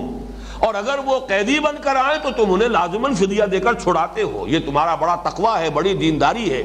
بڑی شریعت کی پابندی ہے جس کا مظاہرہ تم کرتے ہو کہ ہم نے اپنے اسرائیلی قیدیوں کو فدیہ دے کر چھڑا لیا، حالانکہ وہ قیدی بنے ہی تمہارے اپنے غیر شرعی عمل کی وجہ سے۔ وَهُوَ مُحَرَّمٌ عَلَيْكُمْ إِخْرَاجُهُمْ، حالانکہ ان کا نکلوانا وہاں سے وہی تم پر حرام تھا۔ وہ حرام بات تو یاد نہیں رہی، اس کے اوپر تو خوب تم نے جو بھی وقتی اپنی مصلحت تھی اس کے تحت اس کی دھجیاں اڑا دی، لیکن یہ کہ اب دوسرے حکم پر، شریعت کے حکم پر عمل کر رہے ہو۔ اب یہ جنرلائزیشن آ رہی ہے جس کے بارے میں میں نے کہا یہ وہ بات ہے جو صرف یہود کے اوپر صادق نہیں آتی، آج ہر مسلمان کے اوپر صادق ہے، اس لیے کہ استثناء اتنا کم ہے، الا ماشاء اللہ، شاذ ہوگا کوئی، بالفعل شاید کوئی ایک بھی نہ ہو۔ افتؤمنون ببعض الکتاب وتکفرون ببعض، تو کیا تم ہماری کتاب اور شریعت کے ایک حصے کو مانتے اور ایک کو نہیں مانتے؟ ایک حکم یہ تھا کہ آپس میں ایک دوسرے کو قتل نہ کرو، یہ تم نے پاؤں تلے رون دیا۔ یہ بھی حکم تھا شریعت کا کہ ایک دوسرے کو ان کے گھروں سے مت نکالو، یہ بھی تم نے شریعت کا حکم جو ہے پاؤں تلے رون ڈالا۔ ہاں شریعت کا ایک حکم تمہیں یاد ہے کہ اسرائیلی اگر قید میں ہے تو اسے فدیہ دے کر چھڑاؤ، تو تم نے شریعت کے حصے بکھرے کر لیے، تم شریعت کے ایک حصے کو مانتے ہو ایک کو نہیں مانتے۔ اور یہاں پہ لفظ کتاب جو آیا اس کو نوٹ کر لیجئے، یہ ہم کئی مرتبہ دیکھ چکے ہیں کہ شریعت کے لیے لفظ کتاب آتا ہے، کوئی شے فرض کی جاتی ہے، کتب علیکم القتال، کتب علیکم الصیام۔ کتاب کا لفظ جو ہے خاص طور پر قرآن مجید کا وہ حصہ کہ جو احکام شریعہ پر مشتمل ہے، حلال اور حرام اور فرائض اور نواہی پر، در حقیقت وہ کتاب ہے۔ آیات سے مراد وہ ہے کہ جس میں ایمان کے دلائل دیے گئے ہیں، تزکیے کا مضمون بھی اس میں موجود ہے، حکمت کی آیات بھی موجود ہے، تاریخ کی آیات بھی موجود ہے، پچھلی قوموں کے جو حالات ہیں وہ بھی موجود ہے۔ خاص طور پر جو احکام شریعت ہوں گے وہ لفظ کتاب جو ہے وہ ان کی طرف اشارہ کرے گا۔ افتؤمنون ببعض الکتاب وتکفرون ببعض، تو کیا تم کتاب کے ایک حصے پر ایمان رکھتے ہو اور ایک حصے کا انکار کر رہے ہو، ایک حصے کا کفر کر رہے ہو؟ یہ کفر کیا ہے؟ یہ کفر قولی نہیں ہے، کفر عملی ہے۔ وہ یہ نہیں کہتے تھے کہ ہم تورات کے اس حصے کو نہیں مانتے، لیکن عملاً اس پر جب عمل نہیں کر رہے ہیں تو گویا کہ اس کی تکذیب کر رہے ہیں۔ یہی جو میں نے پچھلے دونوں جمعوں میں جو تقریر کی ہے کہ آج ہم اپنے طرز عمل سے قرآن کی تکذیب کر رہے ہیں، حالانکہ جیسے کہ قرآن مجید میں سورہ جمعہ کی آیت نمبر 5 میں فرمایا گیا، مثل الذین حملوا التوراۃ ثم لم يحملوها كمثل الحمار يحمل اسفارا بئس مثل القوم الذین کذبوا بآیات اللہ واللہ لا یہدی القوم الظالمین۔ مثال اس قوم کی جو حامل تورات بنائی گئی، پھر اس نے اس کی ذمہ داریوں کو پورا نہیں کیا، اس گدھے کی سی ہے جس پر کتابوں کا بوجھ لدا ہوا ہے، اور بری ہے مثال اس قوم کی جس نے آیات الہی کو جھٹلایا۔ تو تورات کو بھی کبھی یہود نے جھٹلایا تو نہیں، جیسے ہم مدعی ہیں اس قرآن پر ایمان کے، ویسے وہ مدعی رہے ہمیشہ کہ یہ تورات اللہ کی کتاب ہے۔ عمل سے جھٹلایا جب آپ اس پر عمل نہیں کرتے، جیسے کل بھی میں نے حدیث سنائی تھی خطبہ جمعہ میں، حضور نے فرمایا ما آمن بالقرآن من استحل محارمہ، جس شخص نے قرآن کی حرام کردہ چیزوں کو اپنے لیے حلال ٹھہرا لیا اس کا قرآن پر کوئی ایمان نہیں ہے۔ کہتا رہے کہ میرا ایمان ہے قرآن پر، لیکن اگر جس شے کو قرآن حرام کہہ رہا ہے وہ اس کو حلال اپنے لیے ٹھہرا بیٹھا ہے تو پھر اس کا کوئی ایمان قرآن پر نہیں۔ تو یہاں پر بھی وہی سمجھیے کہ تم ان یاتوکم اسارا تفادوہم وہو محرم علیکم اخراجہم افتؤمنون ببعض الکتاب وتکفرون ببعض۔ اب آپ غور کیجئے آج ہمارا حال کیا ہے۔ میں یہ سمجھتا ہوں کہ 99.9 ریکرنٹ% مسلمان آج اس آیت کا بالکل مصداق ہے۔ کچھ تو وہ ہیں جو نماز روزے کا بھی کوئی خیال نہیں، عظیم اکثریت ایسے لوگوں کی۔ اس کے بعد کچھ لوگ ہیں نماز روزہ تو پکا ہے، باقی حرام کاروبار سارا کا سارا دھڑلے کے ساتھ ہو رہا ہے، سودی لین دین ہو رہا ہے، جو بھی ہو رہا ہے، رشوتیں ہو رہی ہیں، رشوت کی گرم بازاری ہے، جو بھی ہو رہا ہے سب کچھ معلوم ہے۔ کاروبار تو آج کی دنیا میں حلال کے دائرے میں رہ کر کرنا ناممکن ہے۔ ہم شریعت کے ایک حصے پر عمل کر رہے ہیں، ایک کو ہم نے پاؤں تلے رون دیے۔ یہ آج اس اعتبار سے بہت اہم ہے کہ اس کا جو نتیجہ نکلتا ہے وہ آج پوری امت کے ماتھے پر لکھا ہوا ہے۔ فما جزاء من يفعل ذلك منكم تو جو کوئی بھی تم میں سے یہ حرکت کرے گا، یہ طرز عمل اختیار کرے گا کہ شریعت کے ایک حصے پر عمل کرے اور ایک کو چھوڑ دے، ایک کو قبول کرے ایک کو رد کر دے، اس کی کوئی سزا اس کے سوا نہیں ہے الا خزی فی الحیات الدنیا، کہ دنیا کی زندگی میں رسوائی ہو، ذلت ہو۔ یہ ہے آج ہیوملیشن جو ہو رہی ہے پوری دنیا کے اندر، چاہے یہ کہ 1 بلین سے زیادہ ہے، بہت بوسٹ کرتے ہیں ہم، every fifth human being on this planet is a Muslim, every fifth، 1/5 آبادی کا حصہ پوری دنیا کی، کتنا بڑا چنک آف ٹیریٹری ہے جو ہمارے قدموں تلے ہے۔ چلے جائیے جاوا، سماٹرا، بورنیو سے لے کر، اور یہ کہ موریتانیہ جو ہے ویسٹ کوسٹ جو ہے افریقہ کا، اس میں سے آپ کہیں گے کہ تھوڑا سا یہ بھارت کا علاقہ آ جاتا ہے جو سالڈ نہیں ہے، لیکن بھارت میں کم سے کم 18 کروڑ مسلمان آباد، اور کون سے ہمارے پاس وسائل نہیں ہیں۔ آج کی سب سے بڑی دولت، تیل کے سب سے بڑے ذخائر وہ ہیں جو ہمارے قدمے تلے ہیں۔ عزت نام کی شے نہیں ہے، کوئی وہ G7 میں تو کون ہوگا، G15 میں بھی نہیں ہے۔ کسنمی پرست کے بھیا کیستی، ہمارے مسائل وہ آپس میں طے کر لیں گے، ہماری قسمتوں کے فیصلے وہاں ہو جاتے ہیں۔ ہمارے تو ٹیکسیشن پالیسیز جو ہے وہ وہاں سے ڈکٹیٹ کرائی جاتی ہیں۔ فورن پالیسی تو چھوڑیے، ہماری جنگ اور صلح کے معاملات کو تو چھوڑیے، معلوم ہوتا ہے جس شے کا نام عزت ہے، وہ جو اقبال نے کہا تھا، عبد القادر روہیلا والی جو نظم ہے کہ غیرت نام تھا جس کا گئی تیمور کے گھر سے، کہاں ہے غیرت؟ عزت نام کی کوئی شے نہیں۔ ہم سے کہیں کسی بین الاقوامی مسئلے میں ہماری رائے کوئی نہیں پوچھتا، کسنمی پرست کے بھیا کیستی۔ ہیوملیشن کی وہ انتہا ہے، یہ آیت جو ہے یہ اس کی تشخیص کر کے بتا رہی ہے کیوں ہے۔ افتؤمنون ببعض الکتاب وتکفرون ببعض، جب تک پوری کتاب کو قبول نہیں کرو گے،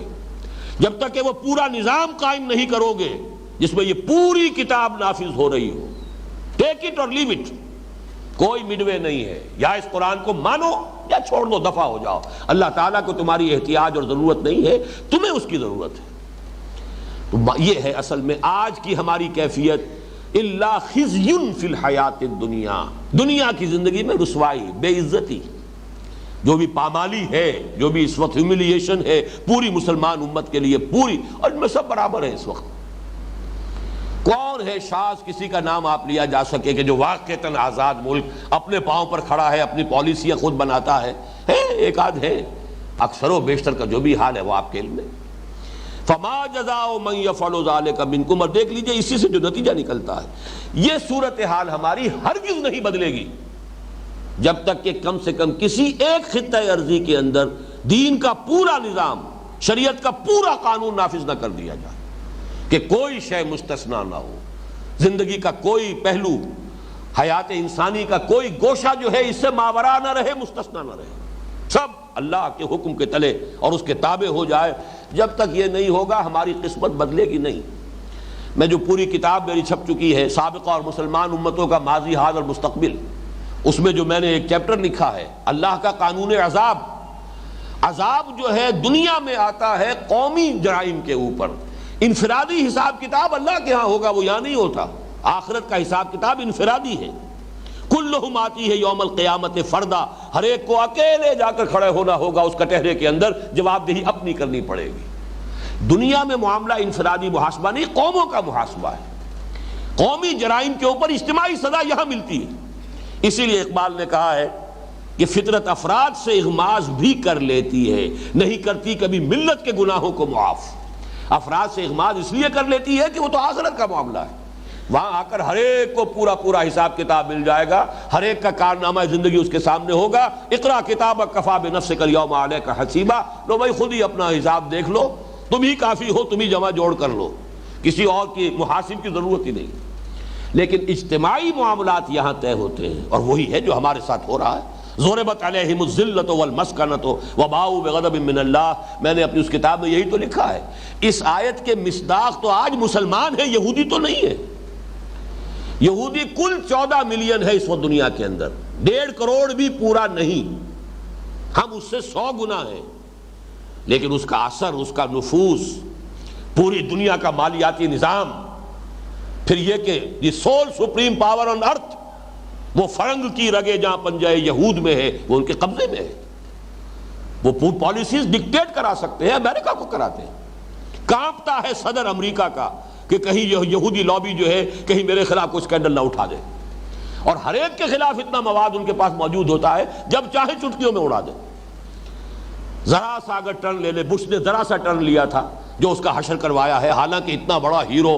جتنی بڑی اس نے یوں سمجھیے کہ امریکہ کے لیے، اور جس طریقے سے دبایا ہے عراق کا جو بھرکس نکالا ہے، اور جس طرح جا کر امریکن فورسز کو جہاں پر کہ بیسز نہیں دے رہے تھے، نہ سعودی عرب بیس دے رہا تھا انہیں، نہ امارات والے انہیں دینے کے لیے تیار تھے، اب وہاں پر ان کے اڈے بن گئے، پورا تیل کا جو ذخیرہ ہے وہ ان کے قبضہ و اختیار میں ہے۔ اس کے باوجود یہودیوں سے ذرا سے ہٹ کر اگر اس نے کوئی ایک بات کی ہے، پتہ چاک کوئی حیثیت ہی نہیں، پوری کتابیں لکھی گئی دی ڈیئر ٹو اسپیک۔ ذرا سا کسی نے اگر یہودیوں کے خلاف کبھی اگر لب کشائی کی ہے، بڑے سے بڑے پولیٹیکل لیڈر کا جو ہے اس کا جو کیریئر ہے وہ آنن فانن ختم کر دیا گیا، اس قدر اثر و رسوخ ہے۔ وہ ہے کل 14 ملین، 1.5 کروڑ۔ تو ضربت علیہم الذلۃ والمسکنہ کہاں ہے؟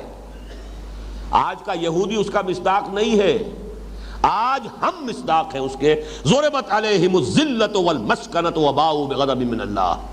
یہ صورتحال بہرحال اس کو بدلنا بھی ہے، اس کا جو اینڈ رزلٹ ہے وہ کچھ اور آئے گا، لیکن یہ کہ میری گفتگو کا اس وقت وہ موضوع نہیں ہے، وہ تو میری اس کتاب میں موجود ہے۔ اس آیت پر غور کیجئے کہ یہ طریقے ہوتے ہیں شریعت کو ماننے والوں میں جب اضمحلال ہوتا ہے، یا تو جیسے وہ سبت والوں نے کیا، حکم پر عمل کر رہے ہیں لیکن روح غائب، مچھلیاں تو نہیں پکڑی ہفتے کے روز لیکن گڑھے کھودنے میں لگے رہے، تاکہ جو اصل مقصد تھا شریعت کا وہ تو غتربود، لیکن یہ کہ بہرحال اس شریعت کی ظاہری شکل جو ہے وہ برقرار۔ یا نمبر 2 بات یہ آئی کہ شریعت کا ایک حصہ سر آنکھوں پر، نماز پڑھیں گے جی، روزہ رکھیں گے، تراویح پڑھیں گے، سب کچھ کریں گے، ختم قرآن کریں گے، یہ ہوگا سب ہوگا، لیکن یہ سود کے بغیر تو دھندا چلتا نہیں، رشوت کے بغیر کام ہمارا چلتا نہیں۔ وہ ہر ایک نے کوئی نہ کوئی ایک گناہ کبیرہ، ہماری سوسائٹی کے ہر طبقے نے ایک گناہ کبیرہ اپنے لیے حلال کیا ہوا۔ ملازم پیش آئیں تو چاہے وہ جو سرکاری اختیارات میں خیانت ہے، چاہے امانت ان کے پاس ہے اس میں خیانت ہے، چاہے رشوت ہے، انہوں نے وہ کیا کریں جی، تنخواہوں میں گزارا نہیں ہوتا۔ کاروبار والوں نے سود کو، بلیک مارکیٹنگ کو، حلف نامے جھوٹے، حساب کتاب جو پیش کرتے ہیں انکم ٹیکس کے جھوٹے حلف نامے، یہ تو کیا کریں، یہ مجبوری ہے۔ باقی مسجدیں بنا دیں گے، تمہاری مسجد میں آ کر قالین ڈال دیں گے، اعلیٰ سے اعلیٰ جو ہے اس کے لیے فانوس لا کے لگا دیں گے، یہ اپنی جگہ ہے، لیکن یہ کہ بہرحال شریعت کا یہ حکم جو ناقابل عمل ہے۔ افتؤمنون ببعض الکتاب وتکفرون ببعض، اور یہ ان کا حال ہے جو شریعت پر کوئی عمل کرتے ہیں۔ باقی چھوڑیے ان کو جن کی زندگیوں سے شریعت خارج ہو چکی، جنہیں یہ بھی پتہ نہیں کہ جمعے کا دن کون سا ہوتا ہے، ہفتے میں کب آتا ہے کب جاتا ہے۔ وہ تو اب چونکہ چھٹی ہوتی ہے اس لیے پتہ چل جائے تو چل جائے کہ آج جمعے کا دن ہے، ورنہ ہمارے معاشرے میں وہ لوگ بھی ہیں جنہیں پتہ ہی نہیں ہوتا تھا جمعہ کب آیا اور گیا، تو وہ تو شریعت سے بالکل ہی گویا کہ اپنے طور پہ آزاد کر چکے۔ لیکن یہ کہ جو شریعت پر عمل کرتے ہیں ان کا عمل یہ ہے، افتؤمنون ببعض الکتاب وتکفرون ببعض فما جزاء من يفعل ذلك منكم الا خزي في الحیاۃ الدنیا۔ اور سخت الفاظ آگے آ رہے ہیں، دنیا کی زندگی میں تو بے عزتی رسوائی ہوگی، وَيَوْمَ الْقِيَامَةِ يُرَدُّونَ إِلَىٰ أَشَدِّ الْعَذَابِ، اور قیامت کے دن جھونک دیے جائیں گے شدید ترین عذاب میں۔ یہ اشد کا لفظ آ رہا ہے، نوٹ کر لیجئے، اور یہی صیغہ ہے افعل التفضیل کا جو منافقین کے لیے آیا ہے۔ ان المنافقین فی الدرک الاسفل من النار، اسفل، منافق جہنم کے سب سے نچلے طبقے میں ہوں گے۔ کفر کے مقابلے میں اللہ تعالیٰ کو نفاق سے زیادہ نفرت ہے، نفاق زیادہ ناپسند ہے کفر کے مقابلے میں۔ کافر تو کھلم کھلا کہہ رہا ہے نا میں نہیں مانتا، بات ختم ہو گئی۔ یہ کہتے ہیں ہم مانتے ہیں اور پھر عمل یہ کر رہے ہیں، ان کی جسارت یہ، ڈٹائی کا یہ عالم ہے، یہ جو ہے استہزاء ہے، تمسخر ہے، اور یہ یقیناً اللہ کے غضب کو بھڑکانے والی بات، کبر مقتا عند اللہ ان تقولوا ما لا تفعلون، اللہ کے غضب کو بھڑکانے والی ہے یہ بات کہ تم کہو جو کرتے نہیں ہو۔ اسی لیے یہاں پر آیا وَيَوْمَ الْقِيَامَةِ يُرَدُّونَ إِلَىٰ أَشَدِّ الْعَذَابِ وَمَا اللَّهُ بِغَافِلٍ عَمَّا تَعْمَلُونَ، اور جان لو اللہ ناواقف نہیں ہے، غافل نہیں ہے اس سے کہ جو تم کر رہے ہو۔ تم اپنے ظاہری لبادوں سے، اپنے زبانی دعووں سے اللہ کو دھوکہ نہیں دے سکتے، تم خلق خدا کو دھوکہ دے سکتے ہو، ان کی زبانیں بند کر دو گے، ریشنلائز کرو گے اپنے ایٹیچیوڈ کو، بڑی جسٹیفیکیشن اس کے لیے فراہم کر لو گے جو چاہو گے، دنیا والوں کو چپ کرا لو گے. وَمَا اللَّهُ بِغَافِلٍ عَمَّا تَعْمَلُونَ, اللہ غافل نہیں ہے, ناواقف نہیں ہے. وہ تمہارے لباس سے, تمہارے عباؤں اور تمہارے جبوں اور تمہارے جو بھی تمہارا ظاہری تم نے تقویٰ کا لبادہ اوڑھا, اس سے دھوکہ کھانے والا نہیں ہے. ہر سال حج ہو رہا ہے, ہو کس سے رہا ہے؟ حرام کی کمائی سے ہو رہا ہے. یہ حج ہے. عمرہ ہو رہا ہے, ہر سال رمضان میں عمرہ ہو رہا ہے, کس کمائی سے ہو رہا ہے؟ جبکہ وہاں حدیث یہ ہے کہ منہ پر دے ماری جاتی ہے دعا, انا یستجاب لذالک, اس کی دعا قبول ہو تو کیسے ہو؟ وَمَطْعَمُهُ حَرَامٌ وَمَلْبَسُهُ حَرَامٌ وَغُذِيَ بِالْحَرَامِ, اس کا کھایا ہوا حرام کا ہے, پہنا ہوا حرام کا ہے, اور حرام غذا سے اس کا جسم بنا ہے. چاہے آپ جبل الرحمت پر کھڑے ہو کر 4 گھنٹے ہاتھ اٹھا لیجئے, اللہ کی ترازو میں زیرو ہے, کوئی وزن اس کا نہیں. اس لیے تم حرام خوری کر کے یہاں آئے, تمہارا سارا پیسہ جو تم نے خرچ کیا وہ حرام سے. وَمَا اللَّهُ بِغَافِلٍ عَمَّا تَعْمَلُونَ أُولَٰئِكَ الَّذِينَ اشْتَرَوُا الْحَيَاةَ الدُّنْيَا بِالْآخِرَةِ, یہ وہ لوگ ہیں جنہوں نے آخرت دے کر دنیا خرید لی ہے. یہ شرع یشری اور باع یبیع, یہ دونوں طرف چلتا ہے. بیع میں, خرید و فروخت میں ہوتا کیا ہے؟ آپ نے کوئی چیز دی اور دوسری لے لی. کسی زمانے میں تو ہوتا ہی مبادلہ تھا, بارٹر ہی ہوتا تھا, شے کا شے سے تبادلہ ہے. کسان نے محنت کی ہے, گندم اگائی ہے, اور یہ بیچارہ بیٹھا ہوا کرگھے کے اوپر یہ کپڑا بنتا رہا ہے, اس نے کپڑا اس کو دیا اور اس سے جو ہے گندم لے لی. تو اصل میں کس کو قیمت کہے؟ وہ گندم قیمت ہے یا یہ کہ وہ کپڑا قیمت ہے؟ دونوں کو قیمت بھی کہہ سکتے ہیں اور دونوں کو جنس بھی کہہ سکتے ہیں. البتہ یہ کہ اب کرنسی ہے تو اس حوالے سے ہم کہتے ہیں قیمت اتنے روپے ہے یا اتنے ڈالر ہے یا اتنا سونا ہے یا اتنی چاندی ہے. لیکن یہاں پہ قرآن مجید میں یہ لفظ آتا ہے اس اوریجنل سینس میں, ایک شے دینا ایک لے لینا. یہ وہ لوگ ہیں جنہوں نے دنیا لی ہے, آخرت دے دی ہے. اولئک الذین اشتروا الحیاۃ الدنیا بالآخرہ, آخرت کے عوض آخرت دے کر دنیا خرید لی ہے. فلا یخفف عنہم العذاب ولا هم ینصرون, تو نہ ان پر سے عذاب کی تخفیف ہوگی, کبھی عذاب سخت سے سخت تر ہوتا چلا جائے گا, تخفیف نہیں ہوگی, نہ ہی ان کی کسی جانب سے کوئی مدد ہو سکے گی. اللہ تعالیٰ سے پناہ مانگیے اور دعا کیجئے کہ اللہ تعالیٰ ہمیں دین پر, لیکن پورے دین پر, ادخلوا فی السلم کافہ, پورے دین پر عمل پیرا ہونے کی توفیق عطا فرمائے. اور اگر بالفرض کسی کے لیے اس وقت پورے دین پر عمل کرنا ممکن نہیں ہے, دین کا ایک حصہ وہ ہے جو میرے اختیار ہی میں نہیں ہے. میرے اختیار میں نہیں ہے کہ چور کا ہاتھ کاٹ سکوں جب تک کہ نظام نہ بدلے اور یہ قانون نافذ نہ ہو. لیکن جو چیز میرے اختیار میں ہے اس وقت, چاہے اس میں بھوک آ جائے کوئی پرواہ نہیں, وہ تو وَلَنَبْلُوَنَّكُمْ بِشَيْءٍ مِّنَ الْخَوْفِ وَالْجُوعِ وَنَقْصٍ مِّنَ الْأَمْوَالِ وَالْأَنفُسِ وَالثَّمَرَاتِ, اس کی تو پیشگی تنبیہ موجود تھی. لیکن یہ ہے کہ جو میرے اختیار ہی میں نہیں ہے اس کا کفارہ ادا ہوگا. تن من دھن لگا دو اس نظام کو بدل کر اس نظام کو قائم کرنے میں, یہ گویا کہ تمہاری جد و جہد کفارہ بن جائے گی. اللہ تعالیٰ اسے قبول کرے گا کہ میرے اس بندے نے اس غلط نظام کے اندر پھلنے اور پھولنے پر اپنی محنتیں صرف نہیں کی ہے, بلکہ میرے اس بندے نے اس نظام کو بدلنے پر اپنی تمام توانائیاں صرف کر دی ہیں. یہ کفارہ ہوگا اس کا. اقول قولی ھذا واستغفر اللہ لی ولکم ولسائر المسلمین والمسلمات.